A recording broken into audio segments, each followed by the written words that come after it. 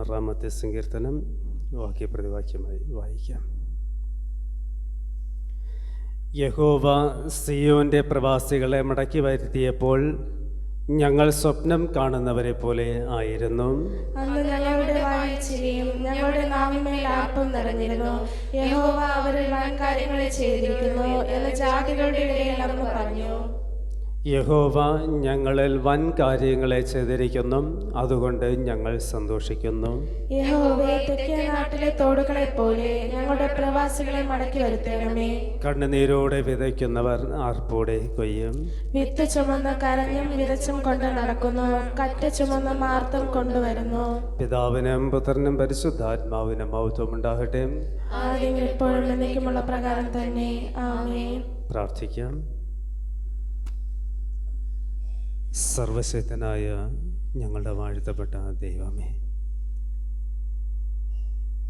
കണ്ണുനീരോടുകൂടെ വിതയ്ക്കപ്പെടുന്നവൻ ആർപ്പോടെ കൊയ്യുന്ന, കറ്റ ചുമന്ന മാർത്തം കൊണ്ട് സന്തോഷിക്കപ്പെടുന്ന ആനന്ദപരമാവുന്ന ഒരു ദിവസമുണ്ട് എന്ന് പുനരുദ്ധാനത്തിൽ വിശ്വസിച്ചുകൊണ്ട് ജീവിക്കുന്ന അവിടുത്തെ മക്കൾക്ക് ദൈവത്തിൻ്റെ ആഹ്ലാദപരമാവുന്ന അനുഭവത്തിലേക്ക് പ്രവേശിപ്പാൻ കഴിയും എന്ന് വചനത്തിൻ്റെ മുന്നറിയിപ്പ് ഈ നോമ്പ് കാലഘട്ടത്തിൽ ഞങ്ങൾക്ക് നൽകിക്കൊണ്ടിരിക്കുന്നവനെ, ഉപവസിക്കുവാനും പ്രാർത്ഥിക്കുവാനും കർത്താവുമായുള്ള ആത്മീയതയുടെ അനുഭവത്തിൽ ഞങ്ങളുടെ ഭൗതിക ജീവിതത്തെ ഒന്ന് ക്രമപ്പെടുത്തുവാൻ ഞങ്ങളോട് അവിടുന്ന് കരുണയുണ്ടാകുക. സ്തുതി. ആഴ്ചയുടെ ആരംഭം പ്രഭാതത്തിങ്കൽ നന്ദിയോടുകൂടി ഞങ്ങൾ അവിടുത്തെ പാദപീഠത്തെ ശരണം പ്രാപിക്കുന്നു. യേശു കർത്താവേ, ഞങ്ങളെയും ഞങ്ങളുടെ ജീവിതത്തെയും വീണ്ടെടുത്തു കൊണ്ടിരിക്കുന്നവനെ, ദൈവീകമായ കൃപയുടെ അനുഭവത്തിൽ അവിടുന്ന് ഞങ്ങളെ കാത്തു പരിപാലിക്കുന്നു. ഞങ്ങൾ പാപികളായിരുന്നിട്ട് പോലും ഞങ്ങളുടെ പാപത്തെ കണക്കിടാതെ അവിടുത്തെ കരവലയത്തിനുള്ളിൽ ഞങ്ങളെ ചേർത്ത് പിടിച്ച് സംരക്ഷിക്കുക. ഞങ്ങൾ നിന്നെ വാഴ്ത്തുന്നു. പാപമോചനത്തിൻ്റെ സാക്രമെൻ്റ് ഞങ്ങൾക്ക് വാഗ്ദത്തം ചെയ്തു. ഭക്ഷിക്കുകയും പാനം ചെയ്യുകയും ചെയ്യപ്പെടുന്നവൻ പാപത്തിൻ്റെ മോചനം സ്വന്തമാക്കുന്നു എന്ന തിരുവചന അടിസ്ഥാനത്തിൽ അവിടുത്തെ സന്നദ്ധയെ ഞങ്ങളുടെ പാപങ്ങളേറ്റു ചൊല്ലി അനുതാപത്തിൻ്റെ അനുഭവത്തോടുകൂടെ, മാനസാന്തരത്തിൻ്റെ അനുഭവത്തോടുകൂടെ നീ ഞങ്ങൾക്കൊരുക്കിയിരിക്കുന്ന ആ സംതൃപ്തിയുടെ അനുഭവം ഉൾക്കൊള്ളുവാൻ ഈ പ്രഭാതം ഞങ്ങൾക്ക് നൽകിയതിനായി സ്തോത്രം. ഞങ്ങളുടെ ജീവിതത്തിൽ വന്നുപോയ എല്ലാ പാപാവസ്ഥകളെയും ഇന്നവിടുത്തെ സന്നിധി ഞങ്ങൾ അർപ്പിക്കുന്നു. കർത്താവേ, ഞങ്ങൾ ചെയ്ത എല്ലാ പാപങ്ങളെയും അങ്ങ് അറിയുന്നു. ഞങ്ങൾ സഞ്ചരിച്ച പാപ വഴികളെ അവിടെ നിന്ന് അറിയുന്നു. ഞങ്ങൾ ചിന്തിച്ച പാപത്തിൻ്റെ ചിന്തകളെ അവിടെ നിന്ന് അറിയുന്നു. ഞങ്ങൾ ഇടപെട്ട ഇടങ്ങളിൽ ഒത്തിരിയേറെ പാപത്തിൻ്റെ അനുഭവങ്ങളിലൂടെ ഞങ്ങൾ കടന്നുപോയി. അതൊക്കെ അവിടെ നിന്ന് അറിയുന്നു. യേശുവേ, നിൻ്റെ രക്തത്താൽ ഇന്ന് ഞങ്ങളെ കഴുകണമേ. നീ ഞങ്ങൾക്ക് നൽകപ്പെട്ടിരിക്കുന്ന ആ പാപമോചനത്തിൻ്റെ വാഗ്ദത്തം പൂർത്തീകരിക്കുവാൻ തക്കവിധം അവിടെ നിന്ന് ഞങ്ങളെ ഇടപെടണമെന്ന് പ്രാർത്ഥിക്കുന്നു.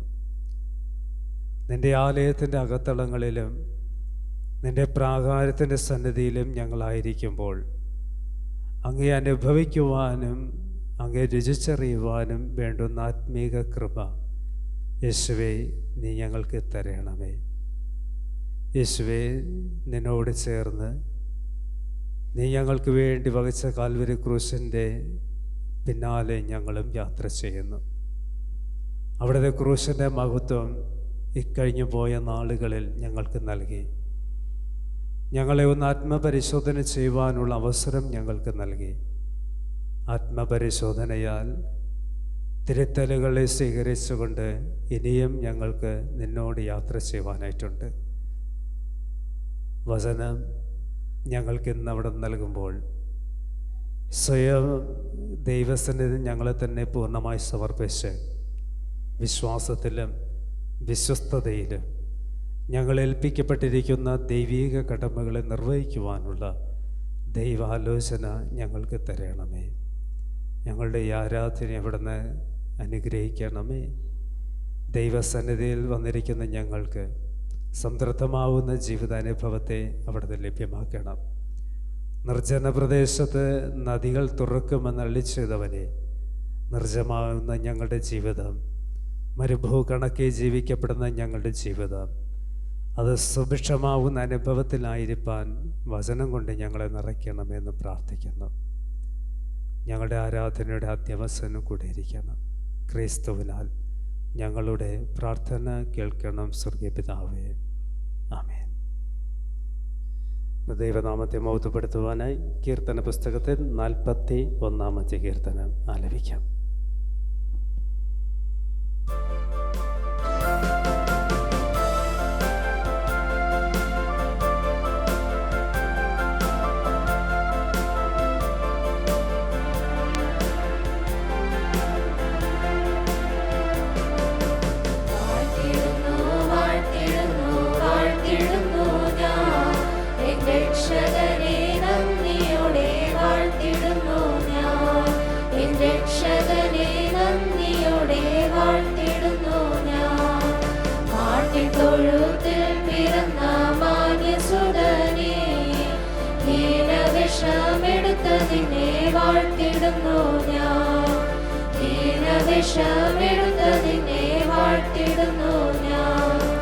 വേഷത്തിൽ മനുഷ്യനായി കാണപ്പെട്ടോനേ, മനുഷ്യജന്മമെടുത്ത നിന്നെ വാഴ്ത്തിടുന്നു ഞാൻ. മനുഷ്യജന്മമെടുത്ത നിന്നെ വാഴ്ത്തിടുന്നു ഞാൻ. പാതകർക്കായി നീതി വഴി ഓതിത്തന്നോനേ, പാരിടത്തിൽ നിന്നെ ഒത്തു വാഴ്ത്തിടുന്നു ഞാൻ. പാരിടത്തിൽ നിന്നെ ഒത്തു വാഴ്ത്തിടുന്നു ഞാൻ. കുരിശെടുത്തു മലമുകളിൽ നടന്നു പോയോനേ, തൃപ്പാദം രണ്ടും ചുംബിച്ചപ്പോൾ വാഴ്ത്തിടുന്നു ഞാൻ. തൃപ്പാദം രണ്ടും ചുംബിച്ചപ്പോൾ വാഴ്ത്തിടുന്നു ഞാൻ. കുരിശിലേറി മരിച്ചുയർത്തു സ്വർഗ്ഗം പോയോനേ, നിത്യം ജീവിക്കുന്നവനെ വാഴ്ത്തിടുന്നു ഞാൻ. നിത്യം ജീവിക്കുന്നവനെ വാഴ്ത്തിടുന്നു ഞാൻ. ദൂതരുമായി മേഘവാഹനേ വരുന്നോനേ, വേഗം നിന്നെ കാൺമതിനായി കാത്തിടുന്നു ഞാൻ. വേഗം നിന്നെ കാൺമതിനായി കാത്തിടുന്നു ഞാൻ. നിൻ വരവിൽ മുന്നണിയായി നിന്നിടണേ ഞാൻ. കാത്തു കാത്തു നിന്നിടുന്നേ നിൻ വരവിനായി. കാത്തു കാത്തു നിന്നിടുന്നേ നിൻ വരവിനായി. എന്നുമേഘേ വന്നു കാണും രക്ഷകനെ ഞാൻ. നോക്കി നോക്കി കാത്തിടുന്നേ നിൻ വരവിനായി. നോക്കി നോക്കി കാത്തിടുന്നേ നിൻ വരവിനായി. വാഴ്ത്തിടുന്നു വാഴ്ത്തിടുന്നു വാഴ്ത്തിടുന്നു ഞാൻ. എൻ രക്ഷകനെ നന്ദിയോടെ വാഴ്ത്തിടുന്നു ഞാൻ. എൻ രക്ഷകനെ നന്ദിയോടെ വാഴ്ത്തിടുന്നു ഞാൻ.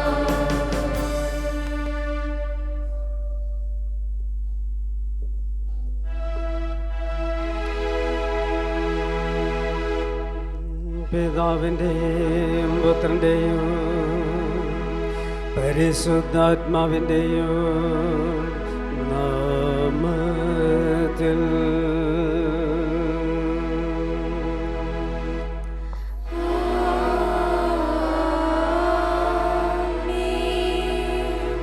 കർത്താവ് പ്രിയമുള്ളവരെ പരമാർത്ഥ ഹൃദയത്തോടെ അടുത്തു വന്നു നമ്മുടെ പിതാവായ ദൈവത്തോട് നമ്മുടെ പാപങ്ങളെ ഏറ്റുപറയുകയും നമ്മുടെ കർത്താവായ യേശുക്രിസ്തുവേ നാമത്തിൽ നമുക്ക് പാപക്ഷമ നൽകണമെന്ന് അപേക്ഷിക്കുകയും ചെയ്യുക.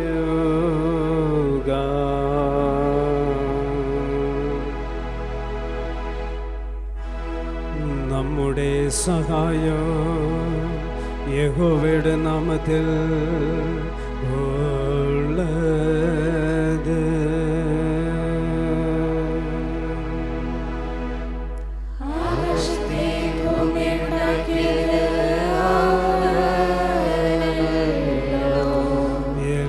ലംഘനങ്ങളെ യഹോവയുടെ ഏറ്റുപറയുമെന്ന് ഞാൻ പറഞ്ഞു.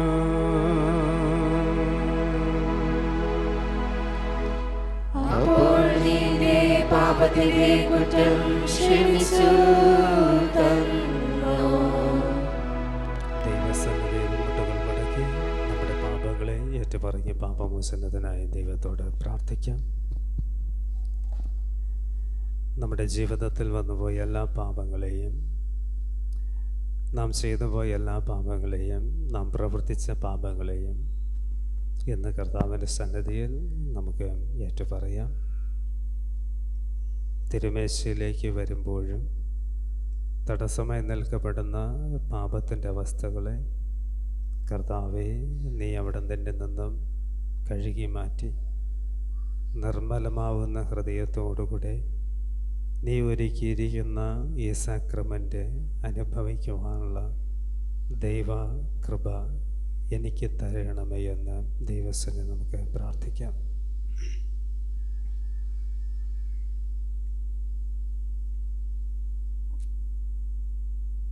മൗനമായി നമ്മുടെ എല്ലാ പാപങ്ങളെയും നമുക്ക് ദൈവത്തോട് തന്നെ ഏറ്റുചൊല്ലാം.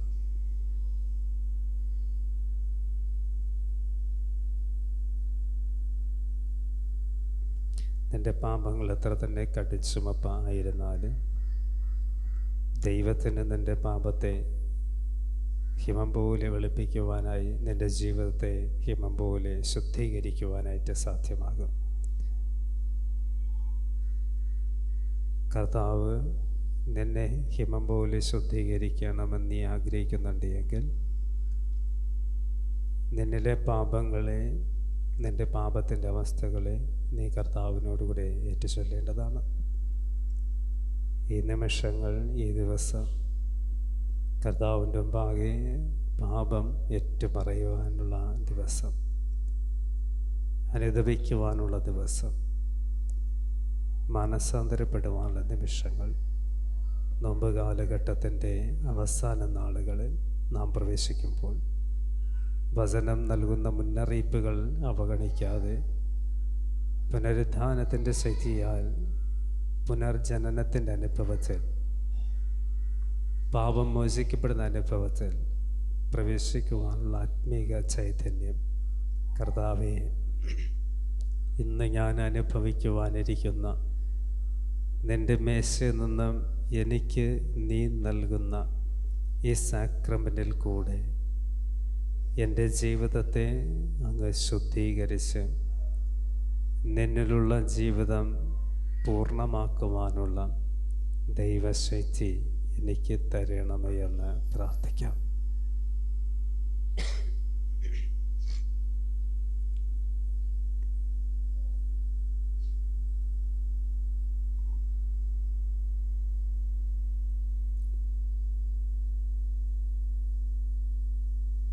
നമുക്കൊരുമിച്ച് പ്രാർത്ഥിക്കാം. കരുണയുള്ള ദൈവമേ, അരിഷ്ടഭാവിയാൽ ഞാൻ നിന്റെ മുമ്പിൽ താഴ്ത്തി നിന്റെ കൃപയും ക്ഷമയും യാചിക്കുവാനായി അടുത്തു വരുന്നു. ഞാൻ മനസ്സുകൊണ്ടും വാക്കുകൊണ്ടും പ്രവൃത്തി കൊണ്ടും ബഹുവിധമായ പാപങ്ങൾ ചെയ്തിരിക്കുന്നു എന്ന് ദുഃഖത്തോടെ ഏറ്റുപറയുന്നു. ഹാ ദയുള്ള കർത്താവേ, എന്നെ ന്യായമായി തള്ളിക്കളയേണ്ട നരകത്തിലിടരുതേ. ദൈവമേ, രക്ഷിതാവായ യേശുക്രിസ്തുവിന്റെ കഷ്ടമരണങ്ങൾ നിമിത്തം ഞാൻ ചെയ്ത പാപങ്ങളെല്ലാം ക്ഷമിച്ച് എന്നെ രക്ഷിക്കണമേ. ഞാൻ പാപത്തിനായി പരീക്ഷിക്കപ്പെട്ടാൽ എന്നെ അതിനെ വിടാതെയും അതിനെ വെറുക്കുന്നതിനും നിന്റെ പ്രിയ പൈതലായി നടക്കുന്നതിനും പരിശുദ്ധാത്മാവിനാൽ എനിക്ക് ബുദ്ധിയും ശക്തിയും തരണമേ. ഒടുവിൽ ഞാൻ മരിക്കുമ്പോൾ നിന്റെ സ്വർഗ്ഗരാജ്യത്തിൽ വന്നു ചേരുവാൻ എന്നെ ഒരുക്കണമേ. ആമേൻ. ഞാനിപ്പോൾ ദൈവത്തിൻ്റെ മുൻപാകെ നിങ്ങളോട് ചോദിക്കുന്നത്, നിങ്ങളുടെ പാപം സംബന്ധിച്ച് നിങ്ങൾ മനഃപൂർവ്വമായി അനുദപിക്കുന്നു എന്ന്, നിങ്ങൾ യേശുക്രിസ്തുവിൽ വിശ്വസിക്കുന്നു എന്ന്, പരിശുദ്ധാത്മാവിൻ്റെ സഹായം കൊണ്ട് നിങ്ങളുടെ പാപമുള്ള നടപ്പിനെ ഇത് മുതൽ നന്നാക്കും എന്നും ഉള്ളത് നിങ്ങളുടെ എല്ലാവരുടെയും സത്യമായി ഏറ്റുപറച്ച് തന്നെയോ തന്നെയെങ്കിൽ അതെ എന്ന് പറയണം. വിളിക്കുകയും നിയമിക്കുകയും ചെയ്യപ്പെട്ട ശുശ്രൂഷകനായിരിക്കുന്ന ഞാൻ നിങ്ങളുടെ ഏറ്റുപറച്ചമേ ദൈവത്തിൻ്റെ കൃപയെ നിങ്ങളെല്ലാവരെയും അറിയിക്കുന്നു. അതായത് എൻ്റെ കർത്താവായ യേശുക്രിസ്തുവിൻ്റെ കൽപ്പനയ്ക്ക് അനുസരണമായും യേശുക്രിസ്തുവിന് പകരമായും പിതാവിൻ്റെയും പുത്രൻ്റെയും പരിശുദ്ധാത്മാവിൻ്റെയും നാമത്തിൽ ഞാൻ നിങ്ങളുടെ എല്ലാ പാപങ്ങളെയും ക്ഷമിക്കുന്നു.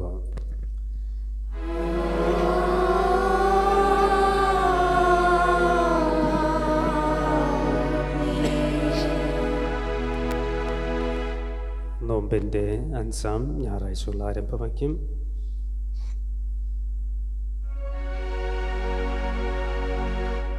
ദൈവമേ, എനിക്കു ന്യായം പാലിച്ചുത്ത വേണമേ.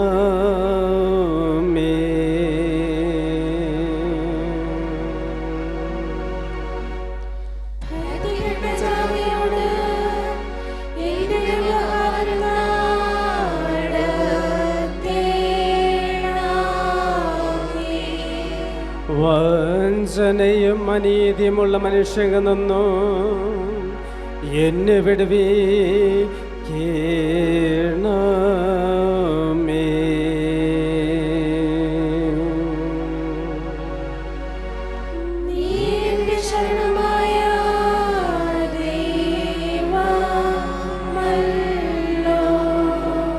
എന്റെ പ്രകാശവും സത്യവും അയച്ചുത വേണമേ.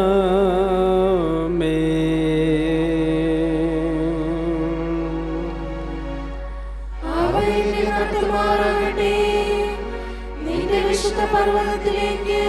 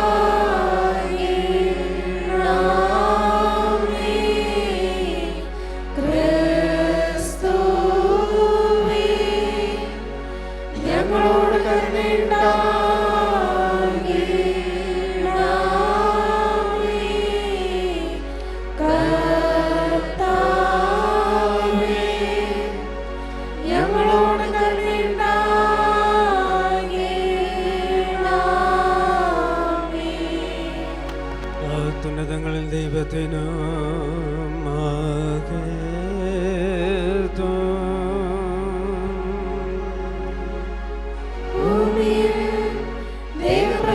മനുഷ്യർക്ക്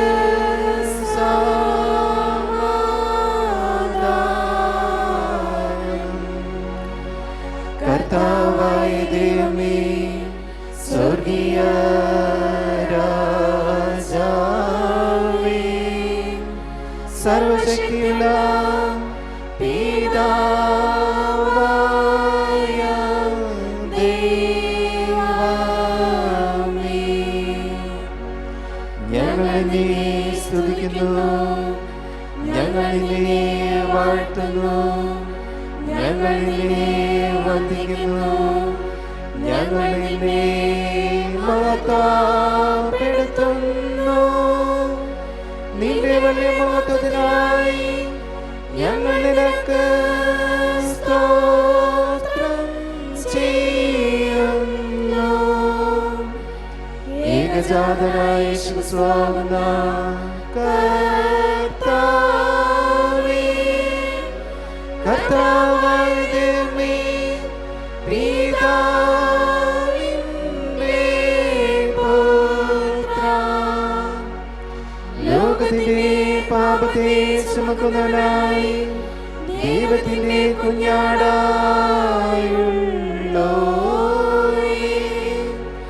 ഞങ്ങളോട് കരുണയുണ്ടാകേണമേ. ലോകത്തിന്റെ പാപത്തെ ചുമക്കുന്നവനേ, ഞങ്ങളുടെ പ്രാർത്ഥന കൈക്കൊള്ളേണമേ.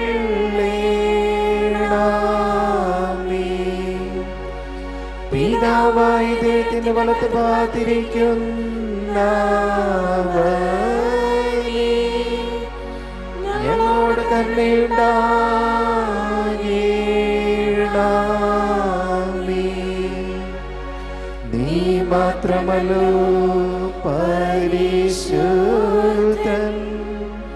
നീ മാത്രം കർത്താവ്. ക്രിസ്തുവേ, നീ മാത്രം പരിശുദ്ധാത്മാവിനോടുകൂടെ പിതാവായ ദൈവത്തിന്റെ മഹത്വത്തിൽ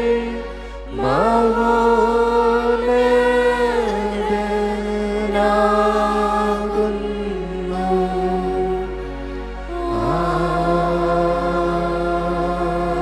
ആമേൻ. കർത്താവ് നിങ്ങളോടുകൂടെ ഇരിക്കുമാറാകട്ടെ.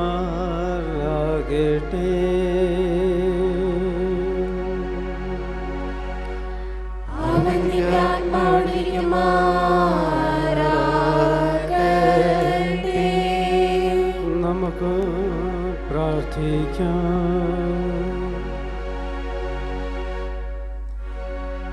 സർവശക്തനായ ദൈവമേ,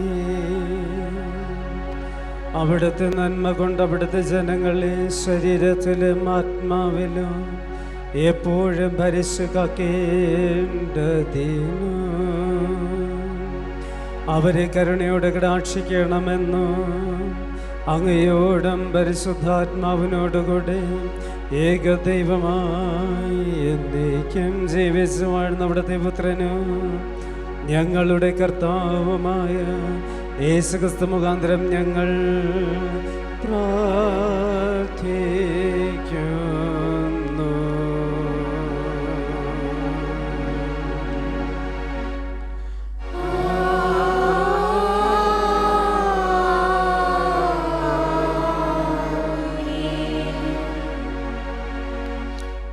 ദൈവനാമത്തെ മഹത്വപ്പെടുത്തുവാൻ പുതിയ കീർത്തന പുസ്തകം 153 കീർത്തനം, പഴയ കീർത്തന പുസ്തകം 145.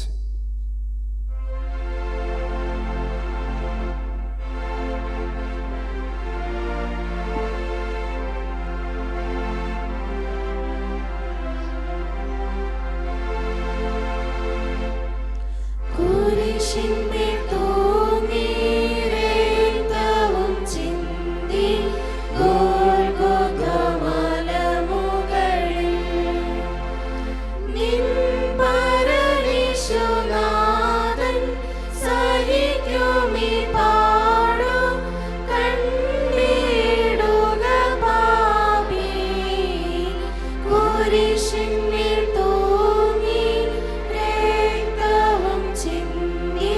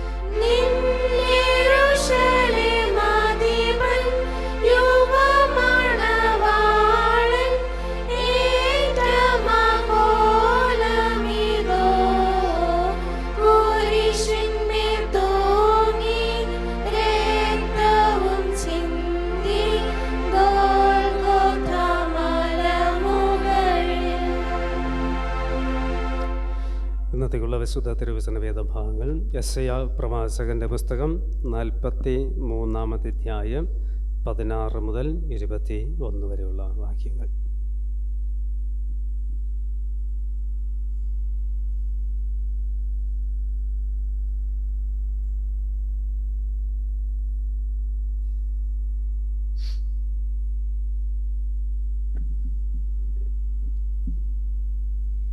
യെശയ്യാവ് 43-ാം അധ്യായം 16 മുതൽ 21 വരെയുള്ള വാക്യങ്ങൾ.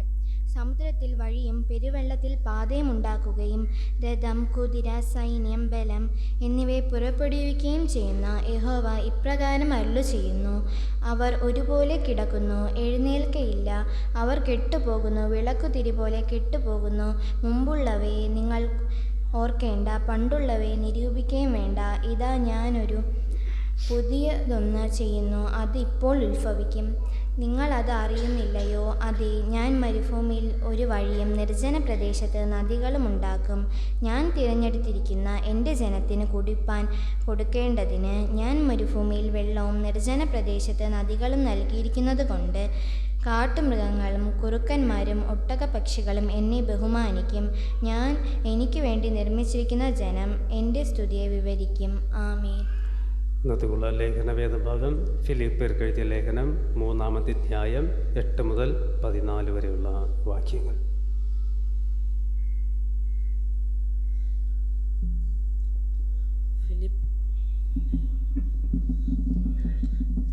ഫിലിപ്പിയർ 3-ാം അധ്യായം 4 മുതൽ 14 വരെയുള്ള വാക്യങ്ങൾ.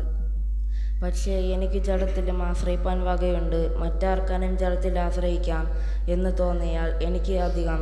8-ാം നാളിൽ പരിച്ഛേദനയേറ്റവൻ, ഇസ്രായേൽ ജാതിക്കാരൻ, ബെന്യാമിൻ ഗോത്രക്കാരൻ, എബ്രായരിൽ നിന്ന് ജനിച്ച എബ്രായൻ, ന്യായപ്രമാണം സംബന്ധിച്ച് പരീശൻ, ശുഷ്കാന്തി സംബന്ധിച്ച് സഭയെ ഉപദ്രവിച്ചവൻ, ന്യായപ്രമാണത്തിലെ നീതി സംബന്ധിച്ച് അനിന്യൻ. എങ്കിലും എനിക്ക് ലാഭമായിരുന്നതൊക്കെയും ഞാൻ ക്രിസ്തു നിമിത്തം ഛേദം എന്ന് എണ്ണിയിരിക്കുന്നു. അത്രയുമല്ല, എൻ്റെ കർത്താവായ ക്രിസ്തു യേശുവിനെ കുറിച്ചുള്ള പരിജ്ഞാനത്തിൻ്റെ ശ്രേഷ്ഠത നിമിത്തം ഞാൻ ഇപ്പോഴും എല്ലാം ഛേദം എന്ന് എണ്ണുന്നു. ഞാൻ ക്രിസ്തുവിനെ നേടേണ്ടതിനും ന്യായപ്രമാണത്തിൽ നിന്നുള്ള എൻ്റെ സ്വന്തം നീതിയല്ല, ക്രിസ്തുവിങ്കലുള്ള വിശ്വാസം മൂലം ദൈവം വിശ്വസിക്കുന്നവർക്ക് നൽകുന്ന നീതിയെ തന്നെ ലഭിച്ച് അവനിലിരിക്കേണ്ടതിനും അവൻ്റെ മരണത്തോട് അനുരൂപിക്കപ്പെട്ട് അവനെയും അവൻ്റെ പുനരുത്ഥാനത്തിൻ്റെ ശക്തിയെയും അവൻ്റെ കഷ്ടാനുഭവങ്ങളുടെ കൂട്ടായ്മയെയും അനുഭവിച്ചറിയേണ്ടതിനും ഇങ്ങനെ വല്ലവിധേനയും മരിച്ചവരുടെ ഇടയിൽ നിന്നുള്ള പുനരുത്ഥാനം പ്രാപിക്കണം എന്ന് വെച്ചും ഞാൻ അവൻ്റെ നിമിത്തം എല്ലാം ഉപേക്ഷിച്ച് ചവറ് എന്ന് എണ്ണുന്നു. ലഭിച്ചു കഴിഞ്ഞോ എന്നോ തികഞ്ഞവനായി എന്നോ അല്ല, ഞാൻ ക്രിസ്തു യേശുവിനാൽ പിടിപ്പിക്കപ്പെട്ടിരിക്കുന്നത് കൊണ്ട് എനിക്കും അത് പിടിക്കാമോ എന്ന് വെച്ച് പിന്തുടരേണ്ടതേയുള്ളൂ. സഹോദരന്മാരെ, ഞാൻ പിടിച്ചിരിക്കുന്നു എന്ന് നിരൂപിക്കുന്നില്ല. ഒന്ന് ഞാൻ ചെയ്യുന്നു, പിമ്പിലുള്ളത് മറന്നു മുമ്പിലുള്ളതിനെ ആംഗ്യം കൊണ്ട് ക്രിസ്തു യേശുവിൽ ദൈവത്തിൻ്റെ പരമവിളിയുടെ വിരുദ്ധനായി ലാക്കിലേക്ക് ഓടുന്നു. ആമേൻ. ഇന്നത്തേക്കുള്ള സുവിശേഷ വേദഭാഗം വായിച്ചേൽക്കാം. നമുക്ക് എഴുന്നേൽക്കാം. വിശുദ്ധ ലൂക്കോസ് എഴുതിയ സുവിശേഷം 20-ാമത്തെ അധ്യായം 9 മുതൽ 20 വരെയുള്ള വാക്യങ്ങൾ.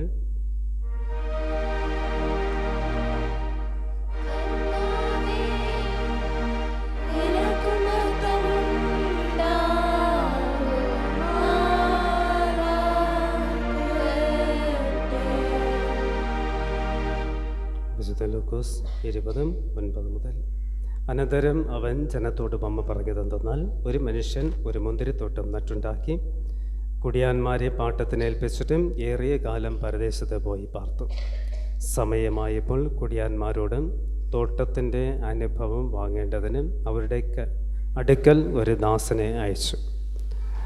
അവനെ കുടിയാന്മാർ തല്ലി വെറുതെ അയച്ചു കളഞ്ഞു. അവൻ മറ്റൊരു ദാസനെ പറഞ്ഞേച്ചും അവനെയും അവർ തല്ലി അപമാനിച്ചു വെറുതെ അയച്ചു കളഞ്ഞു.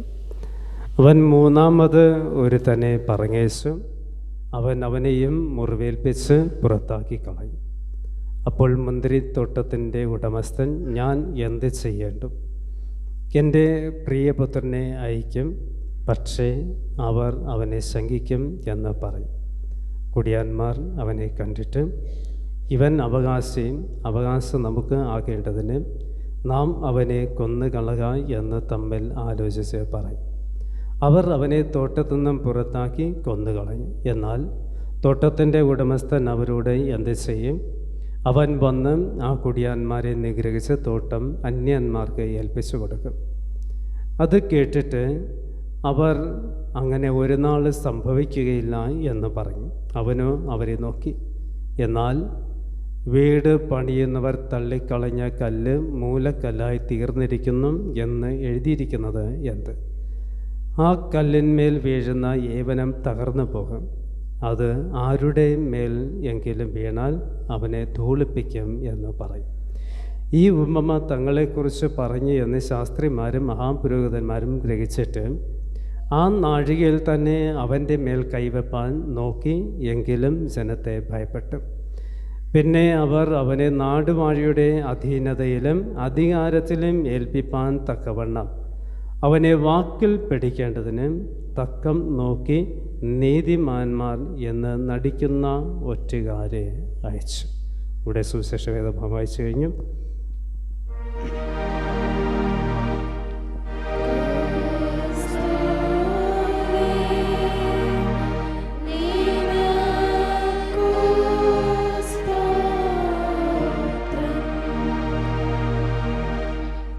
വേദഭാഗം വായിച്ചു കിടന്ന് നമ്മുടെ വിശ്വാസ നിഹ്യ വിശ്വാസ പ്രമാണം അനുസരിച്ചിട്ട് ചൊല്ലാം. സർവശക്തിയുള്ള പിതാവായി ആകാശത്തെയും ഭൂമിയെയും അദൃശ്യവുമായുള്ള സകലത്തെയും സൃഷ്ടിച്ചവനായ ഏകദൈവത്തിൽ ഞാൻ വിശ്വസിക്കുന്നു. ദൈവത്തിന്റെ ഏകജാതനായ പുത്രനായി ഏകകർത്താവായ യേശുക്രിസ്തുവിൽ ഞാൻ വിശ്വസിക്കുന്നു. അവൻ സർവ്വലോകങ്ങൾക്ക് മുൻപ് തന്റെ പിതാവിൽ നിന്ന് ജനിച്ചവനും ദൈവത്തിൽ നിന്നുള്ള ദൈവവും പ്രകാശത്തിൽ നിന്നുള്ള പ്രകാശവും സാക്ഷാൽ ദൈവത്തിൽ നിന്നുള്ള സാക്ഷാൽ ദൈവവും ജനിച്ചവൻ തന്നെ ഉണ്ടാക്കപ്പെട്ടവനല്ല. പിതാവിനോട് ഏകത്വമുള്ളവനും സകലത്തെയും ഉണ്ടാക്കിയവനുമാകുന്നു. അവൻ മനുഷ്യരായ നമുക്കും നമ്മുടെ രക്ഷയ്ക്കും വേണ്ടി സ്വർഗത്തിൽ നിന്നിറങ്ങി പരിശുദ്ധാത്മാവിനാൽ കന്യമറിയിൽ ഉത്പാദിക്കപ്പെട്ട് മനുഷ്യനായി അവതരിച്ചു. പൊന്തിയോസ് പിലാത്തോസിന്റെ കീഴിൽ നമുക്ക് വേണ്ടി ക്രൂശിക്കപ്പെട്ട് കഷ്ടം അനുഭവിച്ച് അടക്കപ്പെട്ട് മൂന്നാം ദിവസം തിരുവെഴുത്തുകൾ പ്രകാരം ഉയർത്തെഴുന്നേറ്റ് സ്വർഗാരോഹണം ചെയ്ത് പിതാവിന്റെ വലത്ത് ഭാഗത്തിരിക്കുന്നു. അവൻ ജീവനുള്ളവരെയും മരിച്ചവരെയും മഹത്വത്തോടെ ന്യായവിധിപ്പാൻ വീണ്ടും വരും. അവന്റെ രാജ്യത്തിന് അവസാനം ഉണ്ടാകുകയില്ല. കർത്താവ് ജീവിക്കുന്നവനും പിതാവിൽ നിന്നും പുത്രനിൽ നിന്നും പുറപ്പെടുന്നവനും പിതാവിനോടും പുത്രനോടും കൂടെ വധിക്കപ്പെട്ട് മഹത്വപ്പെടുന്നവനും പ്രവാചകന്മാർ മുഖാന്തരം അരുളി ചെയ്തതുമായ പരിശുദ്ധാത്മാവിൽ ഞാൻ വിശ്വസിക്കുന്നു. ഏകവിശുദ്ധ ക്രിസ്തീയ അപ്പോസ്തലിക സഭയുണ്ടെന്ന് ഞാൻ വിശ്വസിക്കുന്നു. പാപമോചനത്തിനുള്ള ഏക തിരുസ്നാനമുണ്ടെന്ന് ഞാൻ സാക്ഷീകരിക്കുന്നു. മരിച്ചവരുടെ പുനരുത്ഥാനത്തിലും വരുവാനുള്ള ലോകത്തിലെ ജീവനും ഞാൻ കാത്തിരിക്കുന്നു. ആമേൻ. തുടർന്ന് ദൈവനാമത്തെ മഹത്വപ്പെടുത്തുവാൻ പുതിയ കീർത്തന പുസ്തകം 537, പഴയ കീർത്തന പുസ്തകം 451.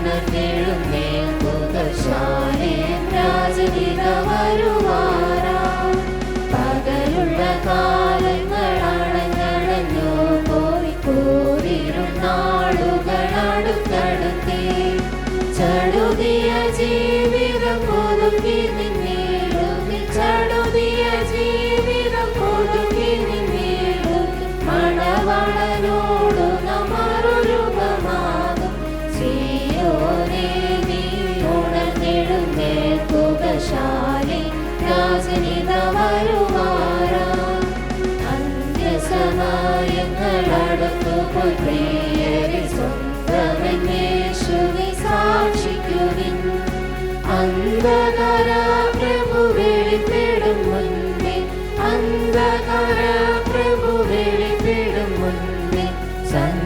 രക്ഷരാജ്യത്തിൽ ചേർന്നിടുമേ നാം സിയോനേ നീയുണർന്നെഴുന്നേൽക്കുകശാലി രാജനിത വരുവാനാ ഭൂമണ്ഡലങ്ങൾ ഇളകിളകിടുന്നീ ഗാനങ്ങളാകവെ നടുങ്ങിടുന്നീ പ്രേമമറ്റുള്ള നിൻ സാധുക്കൾ കരച്ചിൽ പ്രേമമറ്റുള്ള നിൻ സാധുക്കൾ കരച്ചിൽ ഏതം കൊണ്ടെങ്ങോ വീടുഴലുന്നീ സിയോനേ നീ ഉണർന്നെഴുന്നേൽക്കുകശാലി രാജനിത വരുവാനാ സൈന്യത്തിൻ ശക്തിയ രാജ്യങ്ങളാകവെ തകർന്നുടങ്ങിടുന്നു ദിനം ദിനമാം സൈന്യത്തിൻ ശക്തിയാലും നിലുമല്ലേ സൈന്യത്തിൻ ശക്തിയാലും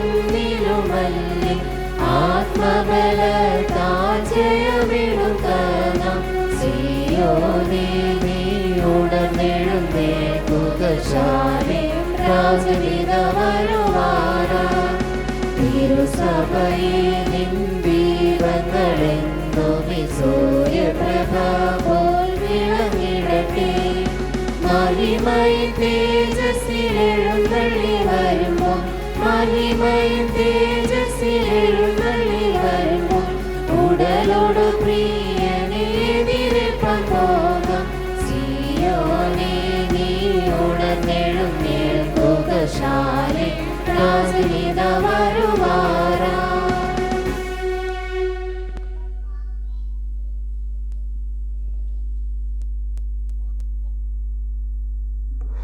നമ്മുടെ പിതാവായ ദൈവത്തിൽ നിന്നും നമ്മുടെ പുത്രനും വീണ്ടെടുപ്പുകാരനുമായിരിക്കുന്ന കർത്താവായ ക്രിസ്തു യേശുവിങ്കിൽ നിന്നും നമുക്ക് ഇവർക്കും കൃപയും സമാധാനവും ഉണ്ടാകുമാറാകട്ടെ. ആമേൻ. വിശുദ്ധ പഴയ നിയമ വേദഭാഗത്തു നിന്നും യെശയ്യാ പ്രവാചകൻ്റെ പുസ്തകം 43-ാമത് അധ്യായം അതിൻ്റെ 18 മുതലുള്ള വാക്യങ്ങൾ. മുമ്പ് ഉള്ളവയെ നിങ്ങൾ ഓർക്കേണ്ട, പണ്ടുള്ളവയെ നിരൂപിക്കുകയും വേണ്ട. ഇതാ ഞാൻ പുതിയതൊന്ന് ചെയ്യുന്നു, അത് എപ്പോൾ ഉത്ഭവിക്കും? നിങ്ങൾ അത് അറിയുന്നില്ലയോ? അതെ, ഞാൻ മരുഭൂമിയിൽ ഒരു വഴിയും നിർജ്ജന പ്രദേശത്ത് നദികളും ഉണ്ടാക്കും. ഞാൻ തിരഞ്ഞെടുത്തിരിക്കുന്ന എൻ്റെ ജനത്തിന് കുടിപ്പാൻ കൊടുക്കേണ്ടതിന് ഞാൻ മരുഭൂമിയിൽ വെള്ളവും നിർജ്ജന പ്രദേശത്ത് നദികളും നൽകിയിരിക്കുന്നത് കൊണ്ട് കാട്ടുമൃഗങ്ങളും കുറുക്കന്മാരും ഒട്ടകപക്ഷികളും എന്നെ ബഹുമാനിക്കും. ഞാൻ എനിക്ക് വേണ്ടി നിർമ്മിച്ചിരിക്കുന്ന ജനം എൻ്റെ സ്തുതിയെ വിവരിക്കും. കർത്താവായ ക്രിസ്തുയേശുവിനാൽ അനുഗ്രഹിക്കപ്പെടുന്ന പ്രിയപ്പെട്ടവരെ, നോമ്പിൻ്റെ അവസാന നാളുകളിലേക്ക് നാം ഇപ്പോൾ പ്രവേശിച്ചു.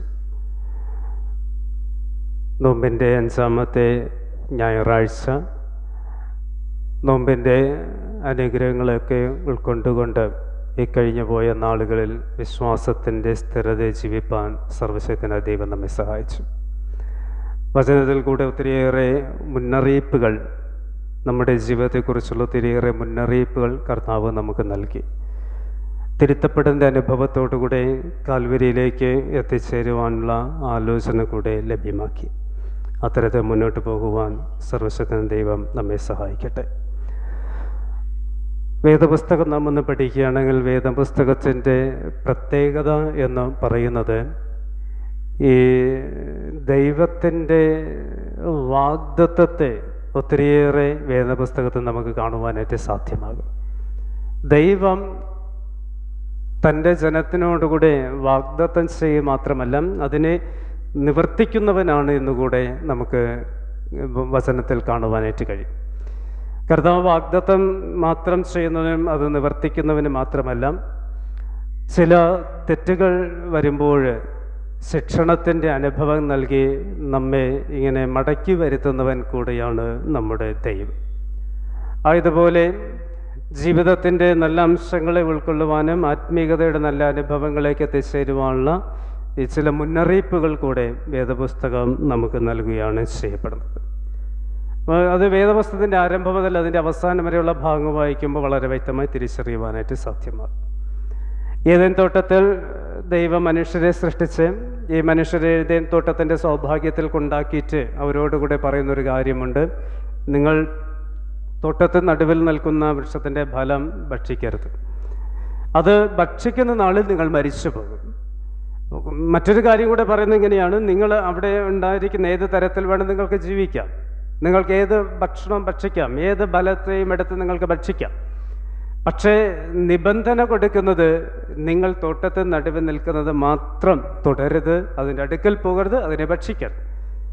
എന്നാൽ ദിവസങ്ങൾ കഴിയുമ്പോൾ സ്വാർത്ഥനായ മനുഷ്യൻ സ്വാർത്ഥതയുടെ അനുഭവത്തിലേക്ക് കടന്നു വന്നിട്ട് ആ വൃക്ഷത്തിൻ്റെ അടുക്കൽ പോകുന്നു, അതിനെ നോക്കുന്നു, അതിനെ പറിച്ചെടുക്കുന്നുണ്ട്, അതിനെ ഭക്ഷിക്കുന്നുണ്ട്. കർത്താവ് കൊടുത്ത ഈ കൽപ്പനയെ അവർ പൂർണ്ണമായി നിരസിക്കുമ്പോൾ കർത്താവ് അവരെ ശിക്ഷിക്കുക. ആ ശിക്ഷണം ഇങ്ങനെയാണ്: തോട്ടത്തിൽ നിന്ന് അവരെ പുറത്താക്കുന്നു. ഈ തോട്ടത്തിൽ നിന്ന് അവരെ പുറത്താക്കിയിട്ട് ആ തോട്ടത്തെ മറ്റ് കുടിയാന്മാരുടെ കയ്യിൽ അല്ലെങ്കിൽ ദൂതന്മാരുടെ കയ്യിൽ, സെറാഫുകളുടെ കയ്യിലേക്ക് ഏൽപ്പിച്ച് ആ തോട്ടത്തെ കർത്താവ് സംരക്ഷിക്കുകയാണ് ചെയ്യപ്പെടുന്നത്. അപ്പോൾ ദൈവം ഈ കൽപ്പന നൽകുന്നത് ആ കൽപ്പന നിരസിക്കുവാനായിട്ടല്ല, മുന്നറിയിപ്പ് നൽകുന്ന മുന്നറിയിപ്പ് നിരസിക്കുവാനായിട്ടല്ല, അതിനെ പ്രമാണിക്കുവാനായിട്ട്, അതിനോടൊപ്പം ചേർന്ന് യാത്ര ചെയ്യുവാനായിട്ട് അത്രയാണ്. ഇവിടെ കർത്താവ് ഈ തോട്ടത്തിൽ നിന്ന് അവരെ പുറത്താക്കുന്നുണ്ട് എങ്കിലും അവർക്കൊരു പുതിയ വാഗ്ദത്തം ചെയ്യുകയാണ്. സ്ത്രീയിൽ നിന്ന് ജനിക്കപ്പെടുന്നവൻ എല്ലാ ശത്രുതകളെയും മാറ്റി ജനത്തൊക്കെ കൂട്ടിച്ചേർക്കപ്പെടുമെന്നുള്ള ഒരു പുതിയ വാഗ്ദത്തം നൽകി കർത്താവ് അവരെ വീണ്ടും ചേർത്ത് പിടിക്കുവാനായിട്ടാണ് ശ്രമിക്കുന്നത്. അപ്പോൾ കർത്താവിൻ്റെ സ്വഭാവം എന്ന് പറയുന്നത് വാഗ്ദത്തം നൽകുന്നുണ്ട്, ശിക്ഷ നൽകുന്നുണ്ട്. ആ ശിക്ഷയിലും മടങ്ങി വരുന്നവരെ ചേർത്ത് പിടിക്കുന്ന ചില മുന്നറിയിപ്പുകളുമായിട്ട് കൂടെ നിൽക്കുന്നു എന്നതാണ് കർത്താവിൻ്റെ സ്വഭാവം. നമ്മൾ വായിച്ചു കേട്ട ഈ സുവിശേഷ ഭാഗത്തിലേക്ക് വരുമ്പോൾ നമുക്ക് അവിടെ കാണുവാൻ കഴിയുന്നത് തന്നെയാണ്. തോട്ടത്തെ ഭരിക്കുവാനായിട്ട് ചില കുടിയാന്മാരെ ഏൽപ്പിക്കുകയുണ്ട്. അവർ വിശ്വസ്തരല്ല എന്ന് തിരിച്ചറിഞ്ഞ് അവരെ നിഗ്രഹിച്ചിട്ട് അത് മറ്റ് വിശ്വസ്തരായവരുടെ കയ്യിലേക്ക് ഏൽപ്പിക്കപ്പെടുകയും ചെയ്യും. എന്തുകൊണ്ടാണ് കർത്താവ് ഇങ്ങനെ ചെയ്യുന്നതെന്ന് ചോദിക്കുമ്പോൾ, ഈ കർത്താവ് നിയമിക്കപ്പെട്ടിരിക്കുന്ന എല്ലാവരും ദൈവസന്നിധി വിശ്വസ്തയോടുകൂടെ നിർവഹിക്കുക, ജീവിക്കുക എന്നുള്ള തിരിച്ചറിവിൻ്റെ അനുഭവത്തിൽ തന്നെയാണ്. അപ്പോൾ പ്രിയമുള്ളവരെ, ഇന്നത്തെ ധ്യാനഭാവത്തിലേക്ക് വരുമ്പോൾ നമുക്ക് കാണുവാൻ കഴിയുന്നത് തന്നെയാണ്. ദൈവം ശിക്ഷിക്കും. ബാബേലിൻ്റെ നാശത്തെക്കുറിച്ചിട്ടാണ് ഈ ആദ്യ ഭാഗങ്ങളിലൊക്കെ നമുക്ക് 16-17 വാക്യങ്ങൾ വായിക്കുമ്പോൾ അവിടെ വിളക്ക് തിരി പോലെ കെട്ടുപോകും, ഇല്ലാതായിത്തീരും, ഉണങ്ങിപ്പോകും, വിറക് കഷ്ണം പോലെ ഉണങ്ങിപ്പോകും എന്നൊക്കെ ഈ ജനത്തെക്കുറിച്ച് പറയുകയാണ്. ശിക്ഷണ രീതിയെക്കുറിച്ചിട്ടാണ് പറയുന്നത്. തുടർന്ന് 18 മുതലുള്ള വാക്യങ്ങൾ ഒന്ന് വായിക്കുമ്പോൾ ദൈവം കൊടുക്കുന്ന ഈ വാഗ്ദത്തങ്ങൾ: ഞാനൊരു പുതിയൊരു നിയമം സ്ഥാപിക്കും, പുതുപ്പിക്കപ്പെടും, ഞാൻ നിങ്ങൾക്ക് മരുഭൂമിയിൽ വഴിയും വെള്ളവും ഉണ്ടാക്കും, ഞാൻ നിർജ്ജന പ്രദേശത്ത് നദികളെ തുറക്കും എന്നൊക്കെ പറയുന്ന പുതിയ ഒരു വാഗ്ദത്തത്തിൻ്റെ അനുഭവത്തെയും അവിടെ നൽകുവാനായിട്ട് കാണുന്നുണ്ട്. ഇപ്പോൾ കർത്താവിൻ്റെ ഈ യെശയ്യാ പ്രവാചകനത്തിൻ്റെ 43-ാമത്തെ അധ്യായത്തിൻ്റെ പ്രത്യേകത എന്ന് പറയുന്നത് ദൈവം തൻ്റെ ജനത്തെ ഈ വാഗ്ദത്തങ്ങൾ നൽകി ചേർത്ത് പിടിക്കുന്നു എന്നതാണ് ഈ 43-ൽ കാണുവാനായിട്ട് കഴിയുക. ഇന്ന് 3 ചിന്തകളാണ് നമുക്ക് ഈ വേദപുസ്തകത്തിൽ കൂടെ കാണുവാൻ കഴിയുന്നത്. 3 ദൈവിക ഇടപെടലുകൾ ഇന്നത്തെ ധ്യാനത്തിൽ നമുക്ക് വ്യക്തമായി മനസ്സിലാക്കുവാനായിട്ട് കഴിയും. ഒന്നാമത് നമുക്കിവിടെ കാണുവാൻ കഴിയുന്നത് യെശയ്യാവ് 43-ാമത്തെ അധ്യായത്തിൻ്റെ 18-19 അവിടെ ഇങ്ങനെ പറഞ്ഞത്: മുൻപിലുള്ളവയെ നിങ്ങൾ ഓർത്തുകൊള്ളേണ്ട, പണ്ടുള്ളവയെ നിങ്ങൾ നിരൂപിക്കേണ്ട. ഇതാ ഞാൻ പുതിയൊന്ന് ചെയ്യുന്നു, അത് ഇപ്പോൾ ഉത്ഭവിക്കും.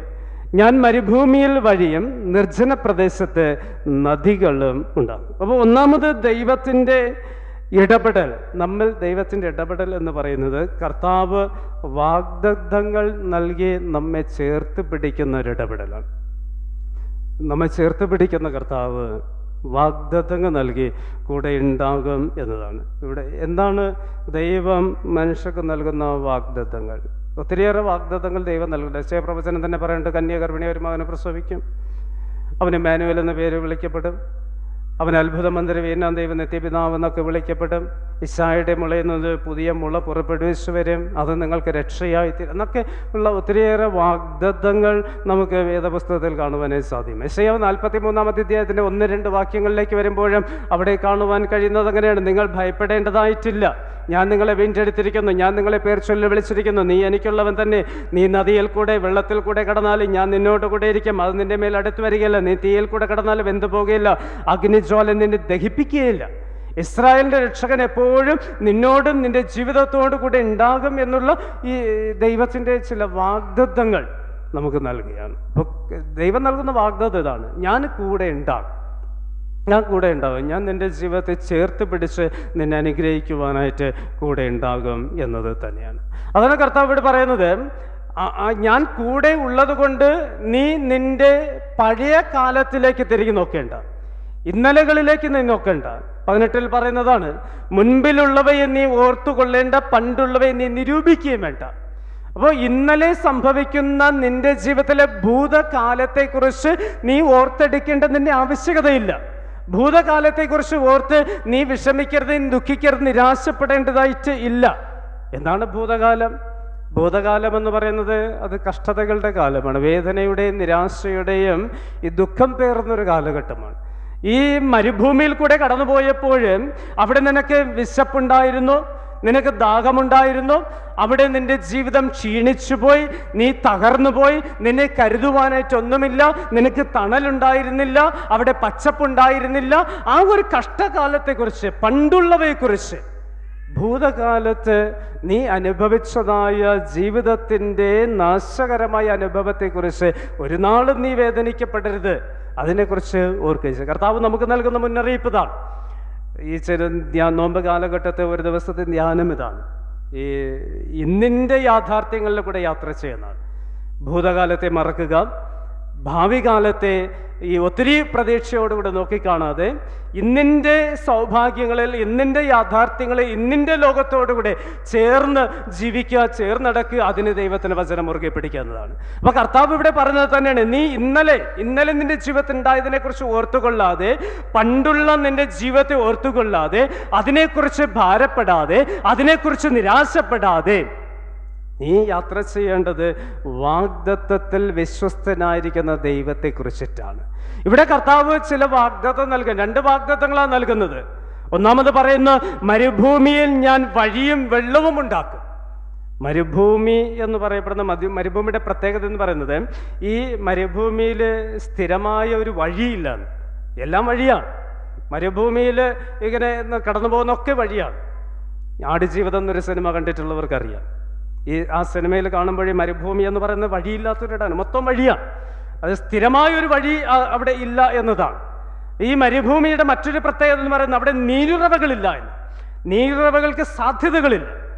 അപ്പോൾ ഒരിക്കലും ഒന്നിനും സാധ്യതയില്ല എന്ന് പറയപ്പെടുന്ന സ്ഥിരതയില്ലാകുന്ന ജീവിതത്തെ, മരുഭൂകണക്കിൽ ജീവിക്കപ്പെടുന്ന ജീവിതത്തെ സ്ഥിരമാക്കി തീർക്കുമെന്നാണ് പറയുന്നത്.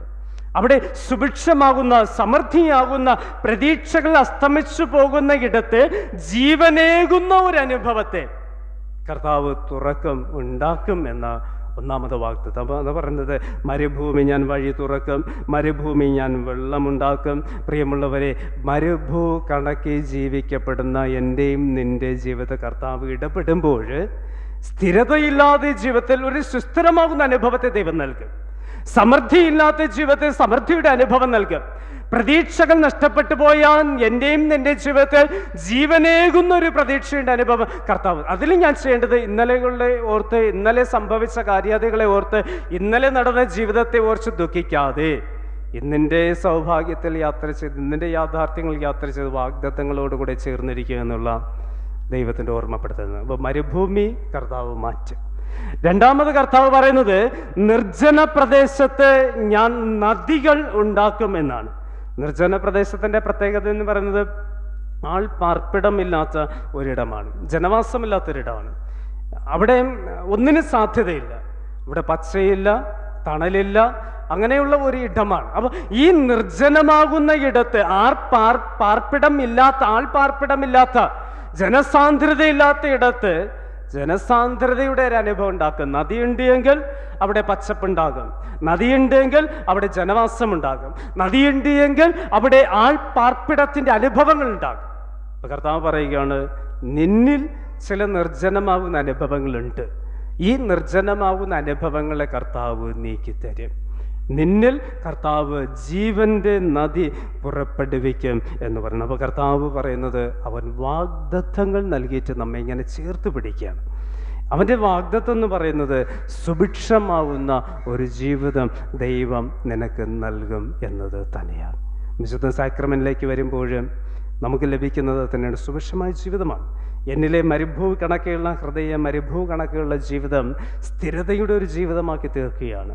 എന്നിലെ നിർജ്ജന പ്രദേശമാകുന്ന ജീവിതം ആൾപ്പാർപ്പിടമാകുന്ന ഫലഭൂഷ്ടമാകുന്ന ഈ നദി ഒഴുകുന്ന ഒരു ജീവിതമാക്കി കർത്താവ്, അതിനു വേണ്ടിയിട്ടാണ് കർത്താവിൻ്റെ മേശയിലേക്ക് നാം എല്ലാവരും കടന്നു വരുന്നത്. ആ മേശയിൽ നിന്ന് ലഭിക്കപ്പെടുന്നത് വാഗ്ദത്തമാണ്, ചേർത്ത് പിടിക്കുന്ന വാഗ്ദത്തമാണ്. നിൻ്റെ പാപത്തെ മോചിച്ചിരിക്കുന്നുണ്ട്, നിൻ്റെ ജീവിതത്തെ ശുദ്ധീകരിക്കുന്നുണ്ട്, നിൻ്റെ പാപങ്ങളെ, നിൻ്റെ കളങ്കങ്ങളെ പൂർണ്ണമായി മാറ്റുന്നുണ്ട്, നിൻ്റെ അകൃത്യങ്ങൾ ക്ഷമിക്കുന്ന നിൻ്റെ ലംഘനങ്ങളുമായി എന്നുള്ള വാഗ്ദത്തം നൽകി അവൻ നമ്മെ ഇങ്ങനെ ചേർത്ത് പിടിച്ച് അനുഗ്രഹിക്കുകയാണ്. ഒന്നാമത് നൽകുന്ന കർത്താവ് വാഗ്ദത്തം നൽകി നമ്മെ ചേർത്ത് പിടിക്കുന്നത്.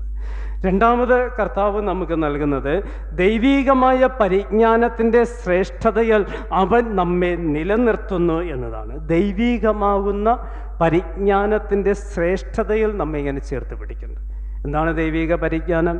ഫിലിപ്പിയ ലേഖനം അതിൻ്റെ 3-ാമത്തെ അധ്യായത്തിൻ്റെ 8-ാമത്തെ വാക്യത്തിൽ നാം ഇങ്ങനെ വായിക്കേണ്ട, എൻ്റെ കർത്താവ് യേശുക്രിസ്തുവിനെ കുറിച്ചുള്ള പരിജ്ഞാനത്തിൻ്റെ ശ്രേഷ്ഠതയിൽ ഞാൻ ഇപ്പോൾ എല്ലാം ഛേദം എന്നെണ്ണിയിരിക്കുന്നത്. പൗലോസ് അനുഭവിച്ച ദൈവത്തിൻ്റെ ജ്ഞാനമാണ്. പൗലോസിൻ്റെ ജീവിതം നമുക്കറിയാം. പൗലോസ് ഒരു കാലം ശൗലായിരുന്നു, പീഡിപ്പിക്കുന്നവനാണ്, ഉപദ്രവിക്കുന്നവനാണ്, സ്വയം തന്നെ അഭിമാനി കൊള്ളുന്നവനായിരുന്നു, സുഖം അഹങ്കരിക്കുന്നവൻ, ഇതൊക്കെയായിരുന്നു പൗലോസിൻ്റെ ജീവിതം. ശൗലായിരുന്നുള്ളൊരു ജീവിതം. അപ്പോൾ പൗലോസ് എന്ന് പറയപ്പെടുന്ന ഒരു കാലഘട്ടത്തിലെ ശൗൽ കർത്താവിനെ അനുഭവിച്ചറിഞ്ഞപ്പോൾ അവൻ പറയുകയാണ്, ദൈവത്തിൻ്റെ പരിജ്ഞാനത്തിൽ ഞാൻ മാറി വന്നപ്പോൾ ആ പരിജ്ഞാനത്തിൻ്റെ ശ്രേഷ്ഠതയിൽ ദൈവം എന്നെ നിലനിർത്തി എന്നാണ്. സ്വയം അഹംഭവിച്ചിരുന്ന, സ്വയം നീതിമാൻ എന്ന് സ്വയം പ്രഖ്യാപിച്ചിരുന്ന കാലഘട്ടത്തിൽ നിന്ന് ഞാൻ ഒന്നുമല്ല എന്നുള്ള അനുഭവത്തിലേക്ക് പൗലോസ് മടങ്ങി വന്നത്, ശൗൽ മടങ്ങി വന്നത് ദൈവത്തിൻ്റെ പരിജ്ഞാനം, ദൈവത്തിൻ്റെ ഇടപെടലാണ്. അതാണ് തൊട്ട് മുൻപിലുള്ള വാക്യത്തിൽ നമുക്ക് കാണുവാനായിട്ട് കഴിയുന്നത്. മാനുഷികമായ പരിജ്ഞാനത്തോടു കൂടി ആയിരുന്നപ്പോൾ പൗലോസ് പറയുകയാണ്, ഞാൻ ഈ ജഡത്തിൽ ആശ്രയിച്ചവനായിരുന്നു, ഞാൻ പരിച്ഛേദന ഏറ്റവനായിരുന്നു, ഞാൻ എന്നിൽ തന്നെ ജീവിച്ചവനായിരുന്നു, ഞാൻ ഇസ്രായേൽ ജാതിക്കാരനായിരുന്നു, ഞാൻ ബെന്യാമീൻ ഗോത്രക്കാരനായിരുന്നു, എബ്രായരിൽ നിന്നും ജനിച്ചവനായിരുന്നു, ന്യായപ്രമാണം സംബന്ധിച്ച് ഞാൻ ഈ പരീശനായിരുന്നു, ഗമാലിയേലിന്റെ കീഴിലിരുന്ന് ഞാൻ പഠിച്ചവനാണ്. ഒരു കാലഘട്ടത്തിൽ മാനുഷികമായി ചിന്തിച്ചതാണ്. പ്രിയമുള്ളവരെ, ഈ മാനുഷികമാവുന്ന ചിന്തകളാണ് പലപ്പോഴും ഈ പാപത്തിൻ്റെ വഴിത്താരകളിലൂടെയൊക്കെ നമ്മെ നടത്തുന്നത്. മാനുഷികമായ ചിന്ത, മാനുഷികമായ സ്വഭാവം, മാനുഷികമായ ജീവിത രീതികൾ. ഈ മാനുഷികമായി ചിന്തിക്കുമ്പോഴാണ് എന്നിലെ ദൈവിക പരിജ്ഞാനം നഷ്ടപ്പെട്ടു പോകുന്നത്, ദൈവ തേജസ് നഷ്ടപ്പെടുന്നത്. ഈ മാനുഷികമായ തലത്തിലേക്ക് ഇറങ്ങി വരുമ്പോൾ, ഈ മാനുഷിക തലത്തിൽ നിന്ന് ദൈവികമായ പരിജ്ഞാനത്തിൻ്റെ ശ്രേഷ്ഠതയിലേക്ക് മടങ്ങി വരുമ്പോൾ ഞാനൊരു പുതിയ മനുഷ്യനാക്കി തീർക്കുകയാണ്. അതുകൊണ്ട് പൗലോസ് പറയുന്നത് ഇങ്ങനെയാണ്, പിൻപിലുള്ളതിനെ ഞാൻ മറക്കുന്നു, മുൻപിലുള്ളത് ലക്ഷ്യമാക്കി ലാക്കിലേക്ക് ഞാൻ ഓടുന്നു എന്നാണ്. അപ്പോൾ ഈ ഇന്നലകളുടെ കാലഘട്ടത്തെ പൗലോസ് മറക്കുവാനായിട്ട് സാധ്യമായത് പൗലോസിൻ്റെ ജീവിതത്തിലുണ്ടാകുന്ന ദൈവിക പരിജ്ഞാനത്തിൻ്റെ ഇടപെടലാണ്. ദൈവിക പരിജ്ഞാനത്തിൻ്റെ ഇടപെടൽ നമ്മിൽ വരുമ്പോഴാണ് ഇന്നലകളെക്കുറിച്ചുള്ള ഭാരങ്ങളെ മാറ്റുവാനും, ഇന്നലെക്കുറിച്ചുള്ള ആകുലതകളെ മാറ്റുവാനും, ഇന്നലെക്കുറിച്ചുള്ള വേദനകളെ മാറ്റുവാനും, പുതിയത് ചിന്തിച്ച് പുതിയതിലേക്ക് യാത്ര ചെയ്യുവാനായിട്ടൊക്കെ നമുക്ക് സാധ്യമാവും. പൗലോസിവിടെ 2 കാര്യങ്ങളാണ് പറയുന്നത്. ആത്മീകമായ പരിജ്ഞാനത്തിലേക്ക് ഞാൻ മടങ്ങി വന്നപ്പോൾ ഒന്ന് പറയുന്നുണ്ട്, എല്ലാം ഛേദം എന്ന് ഞാൻ എണ്ണിയിരിക്കുന്നു. ഞാൻ അനുഭവിച്ചത്, ഞാൻ മുറുകെ പിടിച്ചത്, ഞാൻ ചേർത്ത് പിടിച്ചത്, ഞാൻ ചെയ്ത കാര്യങ്ങൾ, ഇതൊക്കെ ഛേദം എന്ന് ഞാൻ എണ്ണിയിരിക്കുന്നു. രണ്ടാമത് പറയുന്നു, അവൻ്റെ നിമിത്തം എല്ലാം ഞാൻ ഉപേക്ഷിച്ച് ഇതൊക്കെ ചവറ് എന്ന് ഞാൻ എണ്ണിയിരിക്കുന്നു. ചവറെന്ന് പറയുമ്പോൾ നമുക്കറിയാം, ഈ ചവറ് കുപ്പത്തൊട്ടിയിലേക്ക് വലിച്ചെറിയുന്നതാണ്. അത് ഒന്നിനും ഉപയോഗമില്ല, ഉപയോഗപ്രദമല്ലാത്തതിനെയാണ് ചവറ് എന്ന് നാം പറയാറുള്ളത്. ചവറ് തീയിലിട്ട് ചുട്ടുകളയും, അതിനെ ചാമ്പലാക്കി തീർക്കും. അത് സ്വാഭാവികം. ഇവിടെ പൗലോസ് പറയുന്നുണ്ട്, അത്തരത്തിൽ ഞാൻ ചിന്തിക്കുകയാണ്, ഇതെനിക്ക് പ്രയോജനമില്ല. ഞാൻ മനുഷ്യജ്ഞാനം സമ്പാദിച്ചു, ദൈവജ്ഞാനം വന്നപ്പോൾ അതെനിക്ക് പ്രയോജനമില്ല. ഞാൻ പരീശനാണ്, ന്യായപ്രമാണം സംബന്ധിച്ച് ദൈവം എന്നിലേക്ക് വരുമ്പോൾ ഞാൻ അങ്ങനെയുള്ള ചിന്തകൾ മാറ്റേണ്ട. ചവറ് എന്ന് ഞാൻ എണ്ണുന്നു. ഞാൻ ബെന്യാമിൻ ഗോത്രക്കാരനാണ്, കർത്താവിൻ്റെ ജ്ഞാനം എന്നിൽ വന്നപ്പോൾ ഞാൻ കർത്താവിലുള്ളവനാണെന്ന് തിരിച്ചറിയുകയാണ്. ഞാൻ ഈ ഗമാലിയലിൻ്റെ കീഴിൽ നിന്ന് പഠിച്ചവനാണ് എന്ന് സ്വയം അഭിമാനിച്ചവനാണ്. ഇപ്പോൾ ഞാൻ അത് ചവറ് എന്ന് ഞാനാണ്. കാരണം അതിനേക്കാളും ഉത്തമമായതിലേക്ക് ഞാൻ പ്രവേശിച്ചിരിക്കുന്നുണ്ട് എന്നുള്ള തിരിച്ചറിവാണ് ഈ ചവറ് എന്ന് പറയുവാനായിട്ട് പൗലോസിനെ പ്രേരിപ്പിച്ചത്. പ്രിയമുള്ളവരെ, ഈ യഥാർത്ഥമായ ജ്ഞാനം ഉണ്ടാകുവാനായിട്ട് കാരണം ദൈവിക പരിജ്ഞാനത്തിൻ്റെ ശ്രേഷ്ഠതയിലേക്ക് പൗലോസ് മടങ്ങി വന്നു എന്നതാണ്. ദൈവം നൽകുന്ന, ദൈവത്തെ അറിയുന്നതിലുള്ള പരിജ്ഞാനമായിട്ട് മറ്റൊന്നും ഈ ലോകത്തിൽ ഇല്ല എന്നതാണ്. ദൈവത്തെ അറിയുന്നതിലധികം ഒന്നുമില്ല പ്രിയപ്പെട്ടവരെ. ഒത്തിരിയേറെ ഡിഗ്രികളും ഒത്തിരിയേറെ ജോലി സമ്പാദ്യങ്ങളും ഒത്തിരിയേറെ സമ്പത്തുകളും ഒത്തിരിയേറെ ഇടങ്ങളൊക്കെ സ്വന്തമാക്കാം. പക്ഷേ ഇതൊക്കെ നശ്വരമാണ്, ഇതൊക്കെ നശിച്ചു പോകും. പക്ഷേ ദൈവത്തിൻ്റെ പരിജ്ഞാനതയിലാണ് ഞാൻ ജീവിക്കേണ്ടതെങ്കിൽ, ദൈവത്തെ അറിയുന്ന അനുഭവത്തിലാണ് ഞാൻ ജീവിക്കേണ്ടതെങ്കിൽ, ഞാൻ അനുഭവിക്കുന്നത്, ഞാൻ ചേർത്ത് പിടിക്കുന്നതൊക്കെ ചവറാണ്. അത് ഉപേക്ഷിക്കപ്പെടേണ്ടതായിട്ടുണ്ട്. ആ ഒരു ഓർമ്മപ്പെടുത്തലാണ് ഇന്ന് ദൈവവചനം നമുക്ക്. ദൈവത്തിൻ്റെ പരിജ്ഞാനത്തിൻ്റെ ശ്രേഷ്ഠതയിൽ കർത്താവ് നമ്മെ നിലനിർത്തും. മൂന്നാമതായി നമുക്ക് കാണുവാൻ കഴിയുന്നത്, അവിശ്വസ്തരായ ദാസന്മാരെ മാറ്റി വിശ്വസ്തരായ ചില ദാസന്മാരെ കർത്താവ് നിയമിക്കും. ഇത് മൂന്നാമത് കർത്താവ് നൽകുന്ന ഇതൊരു മുന്നറിയിപ്പാണ്. വായിച്ചു കേട്ട പുതിയ നിയമഭാഗം, സുവിശേഷ ഭാഗം ലൂക്കോസ് 20-ാം അധ്യായത്തിൻ്റെ 9 മുതലുള്ള വാക്യം നാം ഒന്ന് വായിക്കുമ്പോൾ അവിടെ കാണുവാൻ കഴിയുന്നതാണ്. ഒരു യജമാനൊരു മുന്തിരിത്തോട്ടമുണ്ടായിരുന്നു. അവൻ പരദേശിയായി പോകാനായിട്ട് ആഗ്രഹിച്ചപ്പോൾ കുറേ കുടിയാന്മദാസന്മാരെ വിളിച്ചിട്ട് അതിനെ അവരെ ഏൽപ്പിച്ചു.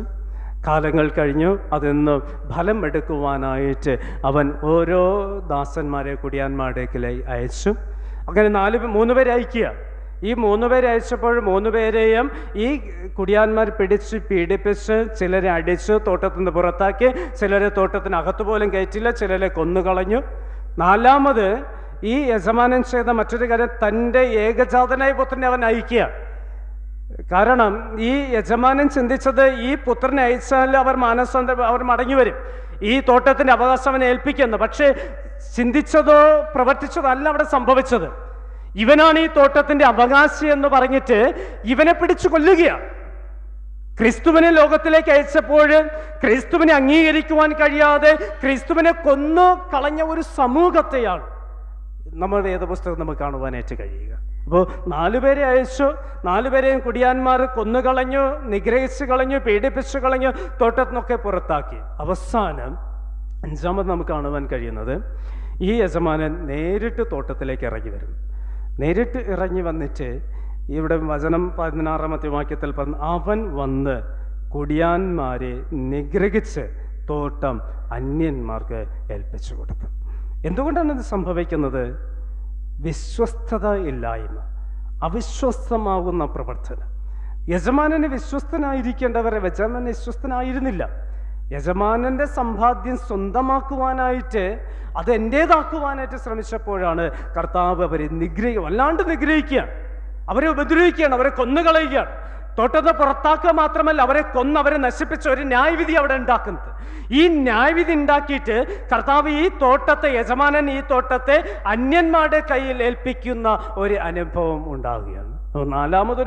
മൂന്നാമതൊരു മുന്നറിയിപ്പ് കർത്താവ് നമുക്ക് നൽകുന്നത്, ഞാൻ നിങ്ങൾ അവിശ്വസ്തനായി പ്രവർത്തിക്കുന്നുണ്ടെങ്കിൽ, അവിശ്വസ്തനായി തീരുന്നുണ്ടെങ്കിൽ, പ്രിയമുള്ളവരെ, ഞാനായിരിക്കുന്നിടത്ത് നിന്ന് കർത്താവ് എന്നെ മാറ്റി വിശ്വസ്തരാകുന്ന ദാസന്മാരെ അവിടെ നിയമിക്കും എന്നുള്ള ഒരു തിരിച്ചറിവ് നമുക്കുണ്ടാണ്. കർത്താവ് നൽകുന്ന ഒരു ഓർമ്മപ്പെടുത്തൽ, അതിന് ദൈവം നമ്മിൽ ഏൽപ്പിച്ച ദൗത്യം വിശ്വസ്തയോടുകൂടെ നിറവേറ്റുക എന്നതാണ് ദൈവത്തിൻ്റെ ആഗ്രഹം. ദൈവം എന്നിൽ ഏൽപ്പിച്ചിരിക്കുന്ന ദൗത്യമുണ്ട്.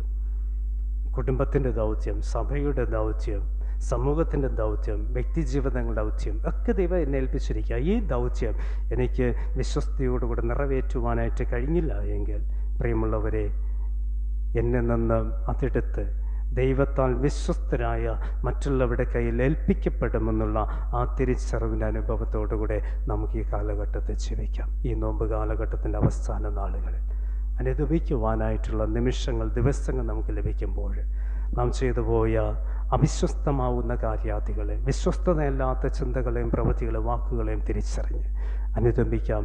കർത്താവിൻ്റെ അടുക്കലേക്ക് നമുക്ക് മടങ്ങി വരാം. കർത്താവ് പറയുന്നത് എങ്ങനെയാണ്? നിന്നിലെ മരുഭൂ കണക്കെയുള്ള ജീവിതത്തെ ഞാൻ മാറ്റും, നിന്നിലെ നിർജ്ജനമാകുന്ന ജീവിതത്തെ ഞാൻ മാറ്റും, അവിടെ സമൃദ്ധി നിനക്ക് ഞാൻ നൽകും. കർത്താവ് നൽകുവാൻ സമൃദ്ധി സ്വന്തമാക്കുവാനായി നാം ആഗ്രഹിക്കുന്നുണ്ടെങ്കിൽ പ്രിയപ്പെട്ടവരെ, നമുക്കൊന്ന് കർത്താവിൻ്റെ അടുക്കിലേക്ക് മടങ്ങി വരാം. നമ്മുടെ പാപങ്ങൾ ഏറ്റുപറഞ്ഞു അനുതാപ ഹൃദയത്തോടുകൂടെ തന്നെ ആകട്ടെ. കർത്താവിൻ്റെ മേശയിൽ വരുമ്പോൾ, അവൻ്റെ സന്നിധിയിൽ മുട്ടുകൾ മടക്കുമ്പോൾ നമുക്ക് നമ്മെ തന്നെ ഒരു ആത്മപരിശോധന ചെയ്യാം. ഞാൻ പാപിയാണോ? ഞാൻ പാപത്തിൻ്റെ താഴ്വാരങ്ങൾ ജീവിക്കുന്നവനാണോ? എൻ്റെ പ്രവൃത്തി, എൻ്റെ ചിന്ത പാപത്തിൻ്റെ ചിന്തയാണോ? അത്തരത്തിൽ പാപാവസ്ഥയിൽ അവിശ്വസ്തയുടെ അനുഭവത്തിലാണ് ഞാൻ ജീവിക്കുന്നുണ്ടെങ്കിൽ നമുക്കൊന്ന് അനുഭവിക്കാം. കർത്താവേ, അകൃത്യം ക്ഷമിക്കണമേ. കർത്താവേ, ലംഘനങ്ങളെ മായ്ച്ചു തരണമേ. നിർമ്മലമായൊരു ഹൃദയം എന്നെ സൃഷ്ടിക്കണമേ. സ്ഥിരമായൊരു ആത്മാവിനെ എന്നിൽ പുതുക്കണമേ. പുതുപ്പിക്കപ്പെടുന്ന അനുഭവത്തിൽ എന്നെ ഒന്ന് കൈപിടിച്ച് ഉയർത്തണമേ. അങ്ങനെ പ്രാർത്ഥിച്ച് ദൈവസന്നിധിയിൽ ആത്മപരിശോധന ചെയ്ത് മുന്നറിയിപ്പുകൾ അവഗണിക്കാതെ കർത്താവിനോട് ചേർന്ന് കർത്താവിൻ്റെ വിശ്വസ്ത ദാസന്മാരായി തീരുവാൻ ദൈവം നമ്മെ സഹായിക്കട്ടെ. സകല ബുദ്ധിയും കവിയും ദൈവസമാധാനം നമ്മുടെ ഹൃദയങ്ങളിൽ നിലവിളെ ക്രിസ്തേശുങ്ങൾ കാത്ത് പരിപാലിക്കുമാറാകട്ടെ. ആമേൻ. നമുക്ക് എഴുന്നേൽക്കാം. ധർമ്മശവാക്യം പാടി പ്രാർത്ഥിക്കാം.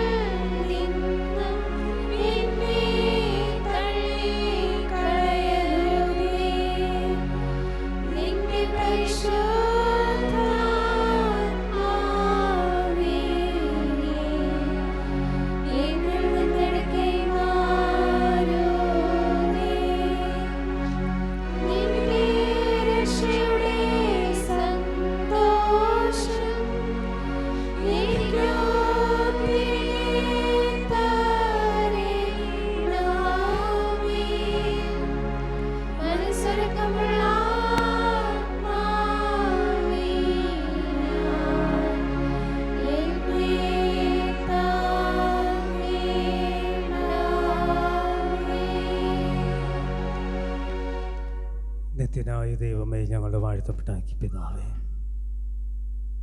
നിന്നിൽ ആശ്രയം വയ്ക്കുന്നവൻ അവിടെ നിന്ന് ചേർത്ത് പിടിച്ച് അനുഗ്രഹിക്കും എന്ന്, നിന്നിൽ ജീവിക്കുന്നവന് ദൈവത്തിൻ്റെ പരിജ്ഞാനം നൽകി ആശീർവദിക്കും എന്ന്, വാഗ്ദത്തങ്ങളിൽ വിശ്വസ്തനായി കൂടെ ഇരിക്കുന്ന ദൈവം വാഗ്ദാനങ്ങൾ നൽകി നമ്മെ എപ്പോഴും ചേർത്ത് പിടിച്ച് അനുഗ്രഹിക്കുമെന്നുള്ള ദൈവീക ഇടപെടലിൻ്റെ അനുഭവത്തെ ഇന്നത്തെ വചനത്തിൽ കൂടെ അങ്ങ് ഞങ്ങൾക്ക് നൽകിയതിനായി നന്ദി.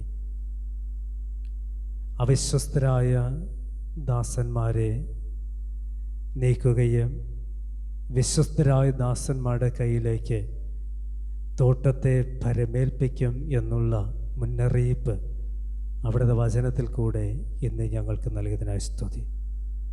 കർത്താവേ, അവിടുത്തെ പ്രിയപുത്രൻ വരുമ്പോഴേ ആ പ്രിയപുത്രനെ കർത്താവിൻ്റെ പുത്രനായി ഞങ്ങളുടെ രക്ഷകനായി സ്വീകരിച്ച് വിശ്വസ്തതയുടെ ദാസന്മാരായി ജീവിക്കുവാനും പ്രവർത്തിക്കുവാനുമുള്ള ദൈവിക ആലോചന ഞങ്ങൾക്ക് തരണമേ. അവിശ്വസ്തത കർത്താവ് വെറുക്കുന്നുണ്ട് എന്ന്, അവിശ്വസ്തതയ്ക്ക് ദൈവിക ശിക്ഷണ വിധിയുണ്ട് എന്ന് അങ്ങ് ഞങ്ങളെ പഠിപ്പിക്കുമ്പോൾ ലഭ്യമാവുന്ന മുന്നറിയിപ്പുകൾ അവഗണിക്കാതെ ആ മുന്നറിയിപ്പുകളുമായി ഈ ലോകത്തിൻ്റെ സൗഭാഗ്യത ജീവിപ്പാൻ അനുവദിക്കണം. കർത്താവേ, ഏതേൻ തോട്ടത്തിൽ കർത്താവിൻ്റെ കൽപ്പന ലംഘിച്ച, അനുസരണക്കേട് കാണിച്ച ദൈവം സൃഷ്ടിച്ച ജനതയെ തോട്ടത്തിൽ നിന്ന് പുറത്താക്കി, അവരെ ശിക്ഷിച്ചു. അവർ അവരുടെ പാപാവസ്ഥയിൽ കൂടെയൊക്കെ യാത്ര ചെയ്തപ്പോൾ അവരെ തോട്ടത്തിൽ നിന്ന് പുറത്താക്കുകയും ആ തോട്ടത്തെ മറ്റു കുടിയാന്മാരുടെ കയ്യിൽ, ദാസന്മാരുടെ കയ്യിൽ ഏൽപ്പിക്കുകയും ചെയ്തുവല്ലോ.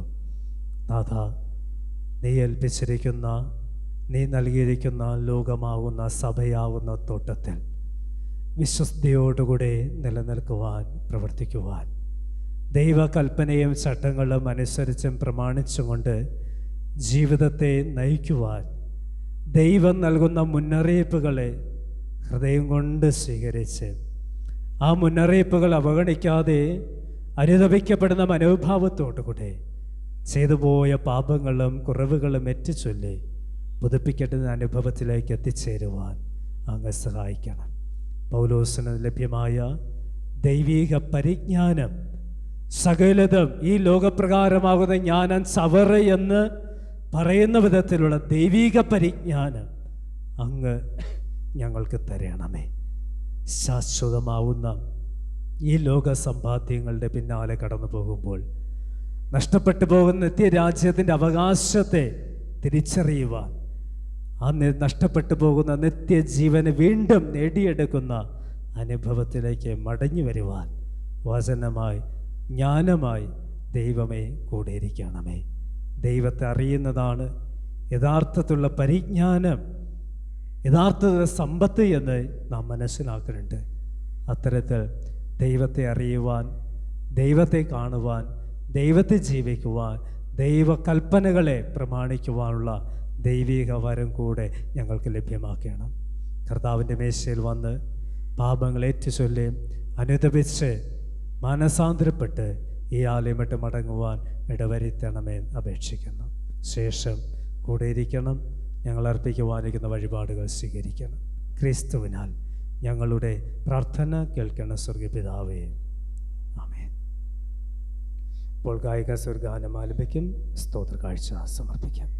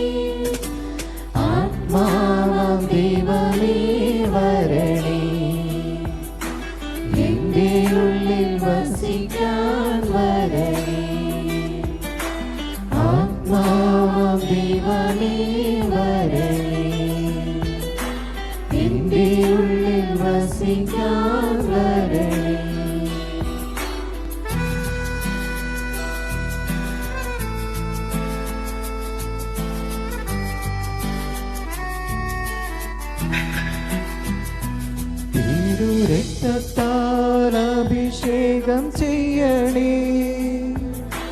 അഗ്നിയാൽ പരിശുദ്ധി നൽകണേ. അഭിഷേകം ചെയ്യണേ, അഗ്നിയാൽ പരിശുദ്ധി നൽകണേ. ആത്മാവാം ദൈവമേ വരണേ, എന്റെ ഉള്ളിൽ വസിക്കാൻ വരണേ. ആത്മാവാം ദൈവമേ വരണേ,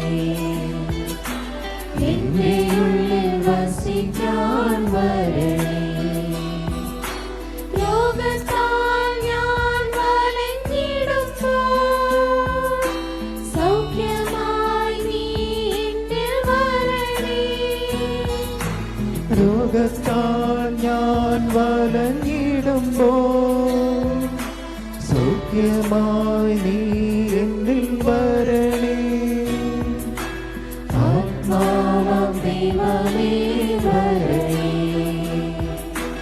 എന്റെ ഉള്ളിൽ വസിക്കാൻ വരണേ. ആത്മാവാം ദൈവമേ വരണേ, എന്റെ ഉള്ളിൽ വസിക്കാൻ വരണേ.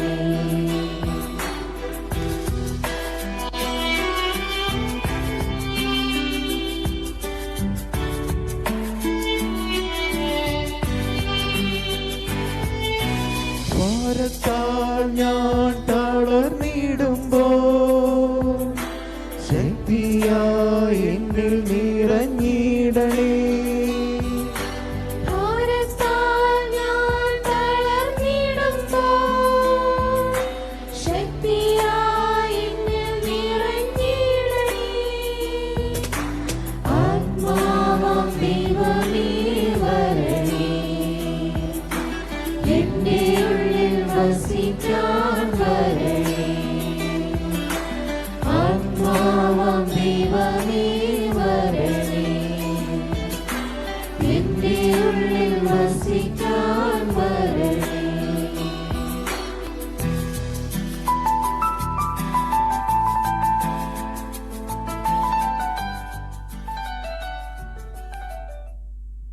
പ്രാർത്ഥിക്കാം.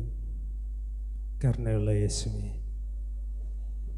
കാൽവരി ക്രൂസിലെ ദൈവിക രക്ഷ ഞങ്ങൾക്ക് നൽകുവാൻ തൻ്റെ പ്രിയപുത്രനെ ഞങ്ങൾക്കായി നൽകിയ നാഥ, ക്രിസ്തുവിൻ്റെ ത്യാഗപൂർണമായ ജീവിതത്തിൽ കൂടെ ഞങ്ങൾക്കും യാത്ര ചെയ്യുവാൻ, ഈ ലോകത്തിൻ്റെ കഷ്ടതയെന്ന് പാപ ഇമ്പങ്ങളിൽ നിന്നും ലോകമോഹങ്ങളിൽ നിന്നും മുക്തി പ്രാപിച്ച് നോമ്പിൻ്റെയും ഉപവാസത്തിൻ്റെയും അനുഭവങ്ങളാൽ കാൽവരി ക്രൂശിൻ ചുവട്ടിൽ എത്തിച്ചേരുവാൻ നമ്മെ അങ്ങ് കൈപിടിച്ച് നടത്തണമേ. ശാശ്വതമല്ലാത്ത ഈ ലോകജീവിതം അതൊരു നാൾ നശിച്ചു പോകും എന്ന് ഉൾക്കൊള്ളുവാൻ, ദൈവിക പരിജ്ഞാനത്തിൽ നിത്യരക്ഷയുടെ അനുഭവത്തെ വീണ്ടെടുക്കുവാനുള്ള ദൈവ ആലോചന മുന്നറിയിപ്പുകളെ ഞങ്ങൾക്ക് നൽകുന്നു. കാലഘട്ടത്തിന് അനുയോജിതമായി ജീവിക്കുമ്പോൾ കർത്താവെ, ലഭിക്കപ്പെടുന്ന മുന്നറിയിപ്പുകളെ അവഗണിക്കാതെ ദൈവാലോചന ജീവിപ്പാൻ അങ്ങ് സഹായിക്കണമേ. കർത്താവിൻ്റെ സന്നിധിയിൽ അവിടുത്തെ മക്കൾ അർപ്പിച്ച വഴിപാട് അവിടെ നിന്ന് സ്വീകരിക്കണം. ഇത് സമർപ്പിച്ച എല്ലാ കരങ്ങളെയും കുടുംബങ്ങളെയും അനുഗ്രഹിക്കണം. വിശേഷ പ്രാർത്ഥനയ്ക്കായി നിൻ്റെ സന്നിധിയിലായിരിക്കുന്ന അനൂപ്, ദിവ്യരാജ്, ആരോൺ, ആൻഡ്രിയ എന്നിവർക്കായി പ്രാർത്ഥിക്കുന്നു. ദൈവം കുടുംബത്തിന് നൽകിയ എല്ലാ നന്മയ്ക്കായി സന്തോഷത്തിനായി സ്തോത്രം. കുടുംബത്തിൽ ദൈവ ഇടപെടലുണ്ടാകണമേ. ദൈവവചനത്തിൽ അങ്ങ് നിറയ്ക്കണം. പ്രകാശ്, സിനി, അലീഷ എന്നിവർക്കായി പ്രാർത്ഥിക്കുന്നു. കർത്താവ് നൽകപ്പെട്ട നല്ല ജീവിതാനുഭവത്തിനായി സ്തുതി. പ്രാർത്ഥനയിലും ദൈവിക നിയോഗങ്ങളിലൊക്കെ ജീവിപ്പാൻ സഹായിക്കണം. അനോജിന് വേണ്ടി പ്രാർത്ഥിക്കുന്നു. പരിശുദ്ധനായ ദൈവമേ, പ്രിയമകൻ്റെ ജീവിതത്തിൽ കർത്താവ് ഇടപെടുക സ്തുതി. ഒരു ജന്മവർഷം കൂടെ കാണുവാൻ അവിടുന്ന് സഹായിച്ചു. പുതുപ്പിക്കപ്പെടുന്ന ദിനങ്ങളുമായി മുന്നോട്ട് പോകുവാൻ കൃപയേകണം. എല്ലാ ബാലാഷ്ടം അവിടുന്ന് വിടുവിക്കണമേ. അവൻ്റെ എല്ലാ ബലഹീനതകൾ അവിടുന്ന് നീക്കുമാറാകണം. ആണിപ്പാടുള്ള അവിടുത്തെ കരം പ്രിയമകൻ്റെ ശരീരത്തിലേക്ക് നീട്ടണമെന്ന് പ്രാർത്ഥിക്കുന്നു. യബൻ ബിവിനെ ഓർക്കുന്നു. ദൈവകൃപയുണ്ടാകണം. ആയിരിക്കുന്നിടങ്ങളിൽ കൂടെ ഇരിക്കണം. അവിടെ അധ്വാനങ്ങളിലും പഠന മേഖലകളിലും ദൈവത്തെ മാനിക്കപ്പെടുന്ന അനുഭവമാക്കി തീർക്കണം. അരുണിന് വേണ്ടി പ്രാർത്ഥിക്കുന്നു. വിദേശ രാജ്യത്തിലായിരിക്കുന്ന പ്രിയമകനെ കർത്താവ് ബലപ്പെടുത്തണമേ. അവൻ്റെ ഉപജന്മാർഗങ്ങളിൽ കൂടെ ഇരിക്കണം. അധ്വാനങ്ങളിലെ വാഹനയാത്രയിൽ കൂടെ ഉണ്ടാകണമേ. കർത്താവ് നൽകുന്ന ആരോഗ്യത്തോടു കൂടെ കർത്താവ് നന്ദി പറഞ്ഞുകൊണ്ട് അധ്വാനിപ്പാൻ സഹായിക്കണം. അന്വേഷണ വേണ്ടി പ്രാർത്ഥിക്കുന്നു. സൗഖ്യമാകും ദൈവത്തിൻ്റെ കരനീട്ടണമേ. ആരോഗ്യമുള്ളവനായി ജീവിതത്തിൽ മടങ്ങുവാൻ, ദൈവിക കാര്യാദികളിൽ അധികമായ സമ്പന്നത ജീവിപ്പാൻ ദൈവം സഹായിക്കണം. കർത്താവെ, മെഴുകുതിരി സമർപ്പിച്ചിരുന്ന റോസ അവരുടെ കുടുംബത്തെ ഓർത്ത് പ്രാർത്ഥിക്കുന്നു. ദൈവകൃപ കൂടെ ഇരിക്കണമേ. അർപ്പിച്ച വഴിപാട് അവൾ സ്വീകരിക്കുകയും അർപ്പിച്ച പ്രിയ കുടുംബത്തെ അവിടുന്ന് അനുഗ്രഹിക്കുകയും ചെയ്യുമാറാക്കണം. ജന്മദിന സ്തോത്ര കാഴ്ച അർപ്പിച്ചിരുന്ന ജയകുമാരിക്കായി പ്രാർത്ഥിക്കുന്നു. ഒരു ജന്മവർഷം കൂടെ കാണുവാൻ സഹായിച്ചു. പുതിയ വർഷം പുതുക്കത്തിൻ്റെ അനുഭവത്തെ യാത്ര ചെയ്യുവാൻ ഇടവരുത്തണം. ഈ ആഴ്ച ജന്മദിനത്തിലേക്ക് പ്രവേശിക്കുന്ന അജോഷ്, ജയ്ഡ, ഹെലൻ എന്നിവർക്കായി പ്രാർത്ഥിക്കുന്നു. വിവാഹ വാർഷിക ദിനത്തിലേക്ക് പ്രവേശിപ്പാനായിട്ട് ഒരുങ്ങുന്ന വിൻസെൻ്റ് ബി, യജ്ഞകുമാരി എന്നീ ദമ്പതിമാർക്കായി പ്രാർത്ഥിക്കുന്നു. കർത്താവ് സന്തോഷമുള്ള ജീവിതം പ്രിയമുള്ളവർക്ക് ലഭ്യമാക്കണമെന്ന് അപേക്ഷിക്കുന്നു. ദൈവമേ, ഞങ്ങൾ അവിടുത്തെ മേശയിലേക്ക് കടന്നു വരട്ടെ. ഞങ്ങളുടെ പാപങ്ങളെ പൂർണ്ണമായി അവിടുന്ന് ക്ഷമിക്കണം. അനുതാപ ഹൃദയത്തോടുകൂടി വരുന്ന ഹൃദയങ്ങൾക്ക് ദൈവിക ആശ്വാസത്തെ അങ്ങ് പകർന്നു കൊടുക്കണമേ. കർത്താവിൻ്റെ അനുഗ്രഹത്തിൽ ഈ ഒരു മാസം കൂടെ ഞങ്ങളെ അവിടുന്ന് വഴി നടത്തണം. പാപബന്ധനങ്ങളിൽ നിന്ന് കർത്താവ് ഞങ്ങളെ വിടുവിക്കണം. ഞങ്ങളുടെ എല്ലാ പ്രവൃത്തികളിലും അങ്ങ് കൂടെ ഇരിക്കണം. ഈ ഒരാഴ്ച ദൈവകൃപയുടെ ഇടപെടലുണ്ടാവുന്ന ഒരാഴ്ചയ്ക്ക് അങ്ങ് തന്നെ നൽകണം. ഞങ്ങളുടെ രോഗാവസ്ഥയിലായിരിക്കുന്നവരെയും കർത്താവ് ബലപ്പെടുത്തണം. ശേഷം മേശയുടെ അനുഗ്രഹം ലഭ്യമാക്കണം. ക്രിസ്തുവിനാൽ ഞങ്ങളുടെ പ്രാർത്ഥന കേൾക്കണം സ്വർഗ്ഗീയ പിതാവേ, ആമേൻ. തിരുവത്താഴ ശുശ്രൂഷ.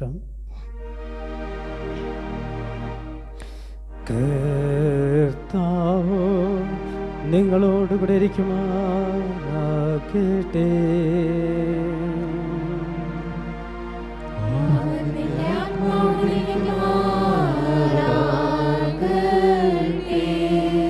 നിങ്ങളുടെ ഹൃദയങ്ങളെ ഉയർത്തുവിൻ.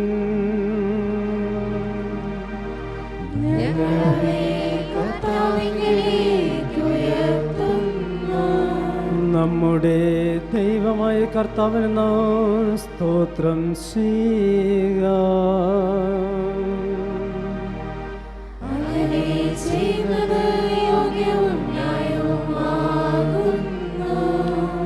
കർത്താവേ, പരിശുദ്ധ പിതാവേ, സർവശക്തനായ നിത്യ ദൈവമേ, ഞങ്ങളെല്ലാ കാലങ്ങളിലും എല്ലാ സ്ഥലങ്ങളിലും നിനക്ക് സ്തോത്രം ചെയ്യുന്നത് ഏറ്റവും യുക്തവും ന്യായവും ഞങ്ങളുടെ രക്ഷയ്ക്ക് ഉതകുന്നതുമാകുന്നു. ആകയാൽ ദൈവദൂതന്മാരോടും പ്രധാന ദൈവദൂതന്മാരോടും സ്വർഗത്തിലെ സകല സംഘത്തോടും കൂടി ഞങ്ങൾ നിന്റെ മഹത്വമുള്ള നാമത്തെ പുകഴ്ത്തി വാഴ്ത്തി എപ്പോഴും നിന്നെ സ്തുതിച്ച് പാടുന്നത്.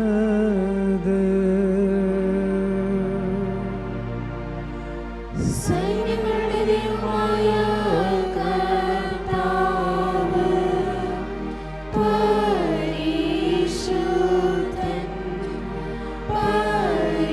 പരിശുദ്ധൻ, പരിശുദ്ധൻ.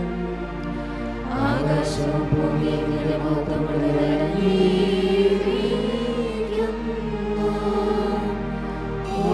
ഹോശന്നാ, ഹോശന്നാ, മഹോന്നതത്തിൽ ഹോശന്നാ. വാഴ്ത്തപ്പെട്ടവൻ, വാഴ്ത്തപ്പെട്ടവൻ, കർത്താവിൻ നാമത്തിൽ വരുന്നവൻ. വാഴ്ത്തപ്പെട്ടവൻ.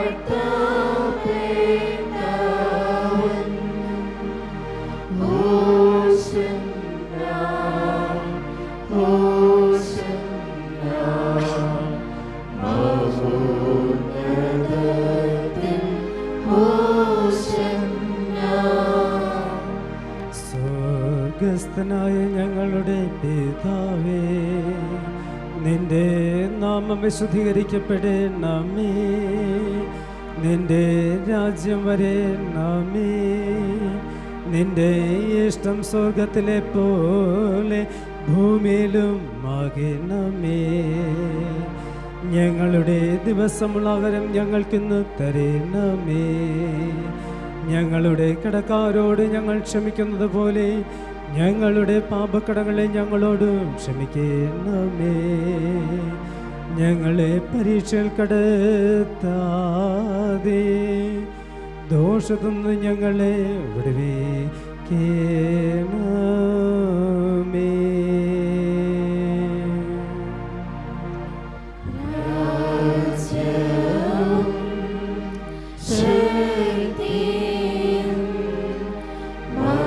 മഹത്വം എന്നേക്കും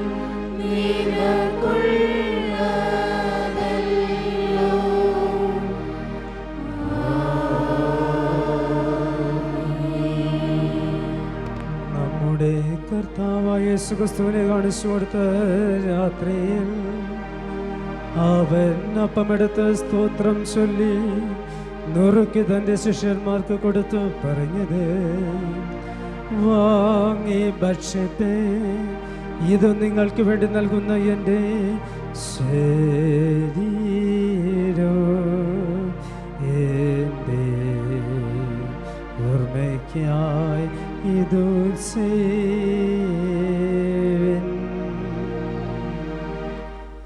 അവണ്ണം തന്നെ അത്താഴം കഴിഞ്ഞ ശേഷം അവൻ പാനപാത്രമെടുത്തു സ്തോത്രം ചൊല്ലി അവർക്ക് കൊടുത്തു പറഞ്ഞത്, നിങ്ങളെല്ലാവരും ഇതൊന്ന് കുടിപ്പേ, ഇത് നിങ്ങൾക്ക് വേണ്ടി പാപമോചനത്തിനായി ചൊരിയുന്ന എൻ്റെ രക്തത്തിലെ പുതിയ നിയമമാകുന്നു. ഇത് കുടിക്കുമ്പോഴൊക്കെയും എൻ്റെ ഓർമ്മയ്ക്കായി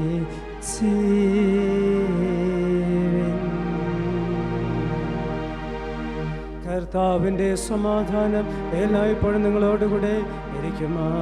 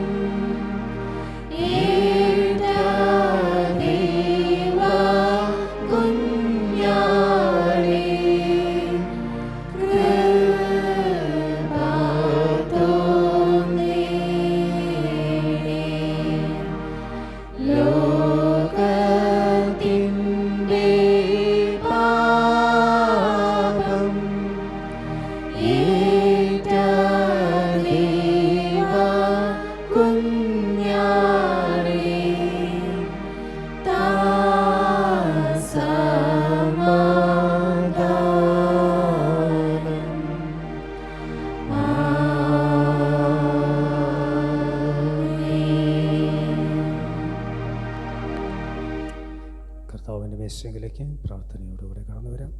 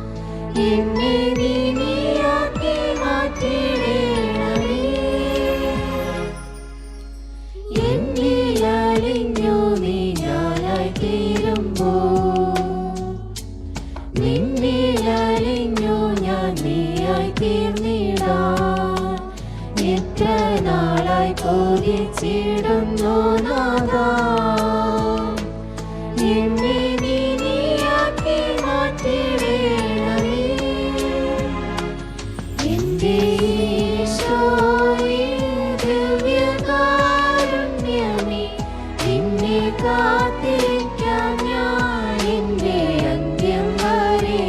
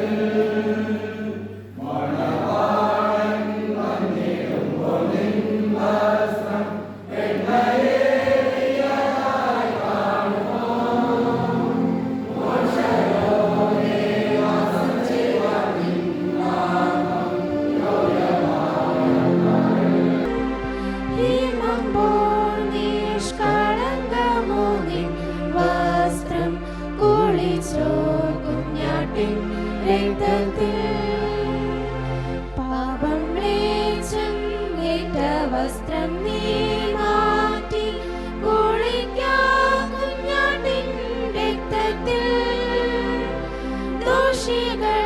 ദോഷികൾക്കായോറും ജീവഊറ്റിൽ നീ സ്നാനം ചെയ്തിടുക വേഗത്തിൽ കുളിച്ചോ കുഞ്ഞാട്ടിൻ ആത്മശുദ്ധി ചെയ്യും രക്തത്തിൽ ഹിമം പോൽ നിഷ്കളങ്കമോ നിൻ വസ്ത്രം കുളിച്ചോ കുഞ്ഞാട്ടിൻ രക്തത്തിൽ.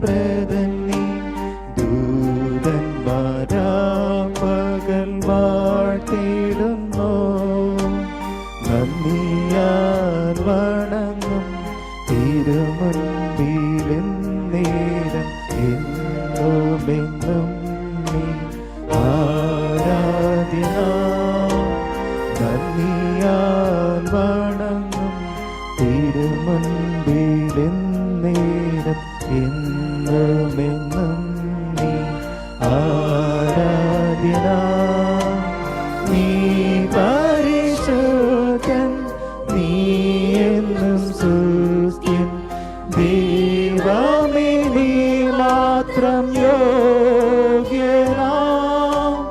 ആരാധനയും സ്തുതി ബഹുമാനം സ്വീകരിപ്പാനെന്നും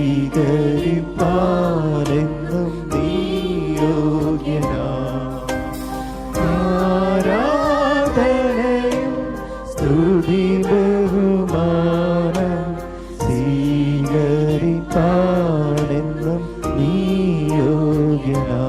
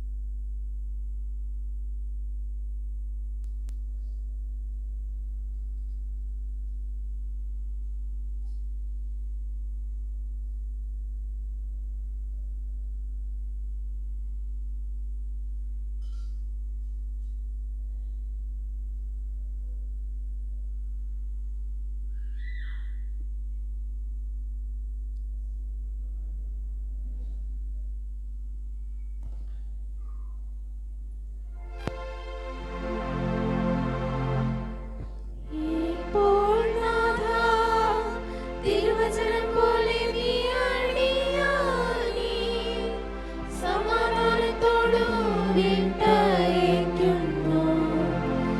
ജാതികൾക്ക് വെളിപ്പെടാനുള്ള പ്രകാശവും നിന്റെ ജനമായ ഇസ്രായേലിന്റെ മഹത്വവുമായി നീ സകല ജാതികളുടെയും മുൻപിൽ ഒരുക്കിയിരിക്കുന്ന നിന്റെ രക്ഷയെ എന്റെ കണ്ണു കണ്ടുവല്ലോ. പിതാവിനും പുത്രനും പരിശുദ്ധാത്മാവിനും മഹത്വമുണ്ടാകട്ടെ. ആദിയിലും ഇപ്പോഴും എന്നേക്കും ഉള്ള പ്രകാരം തന്നെ.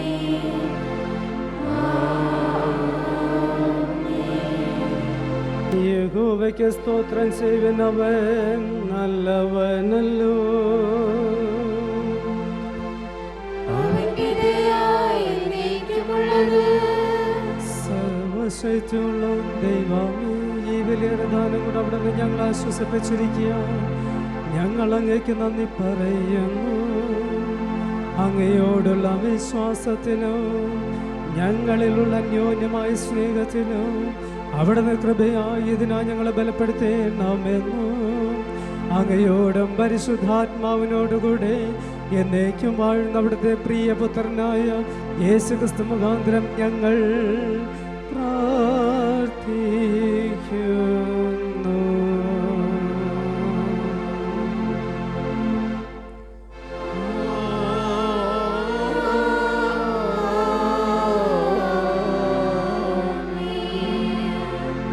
കർത്താവ് നിങ്ങളോട് കൂടെ ഇരിക്കുമാറാകട്ടെ. അവൻ നിന്റെ ആത്മാവിലിരിക്കുമാറാകട്ടെ. കർത്താവിനെ സ്തുതിപ്പിൻ. ദൈവത്തിനു സ്തോത്രം. രക്ഷക വീണ്ടും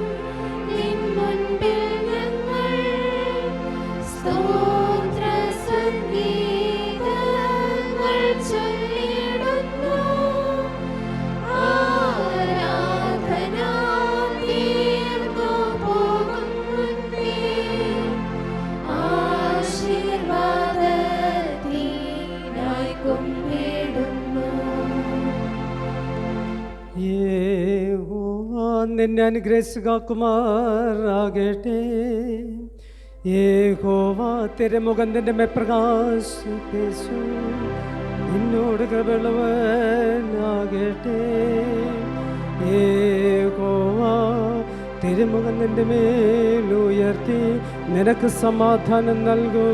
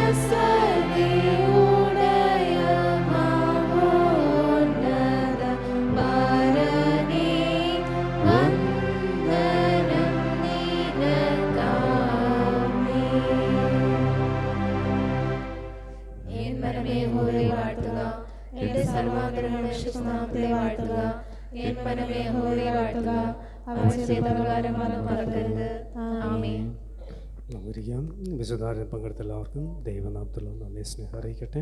അറിയിപ്പുണ്ട്.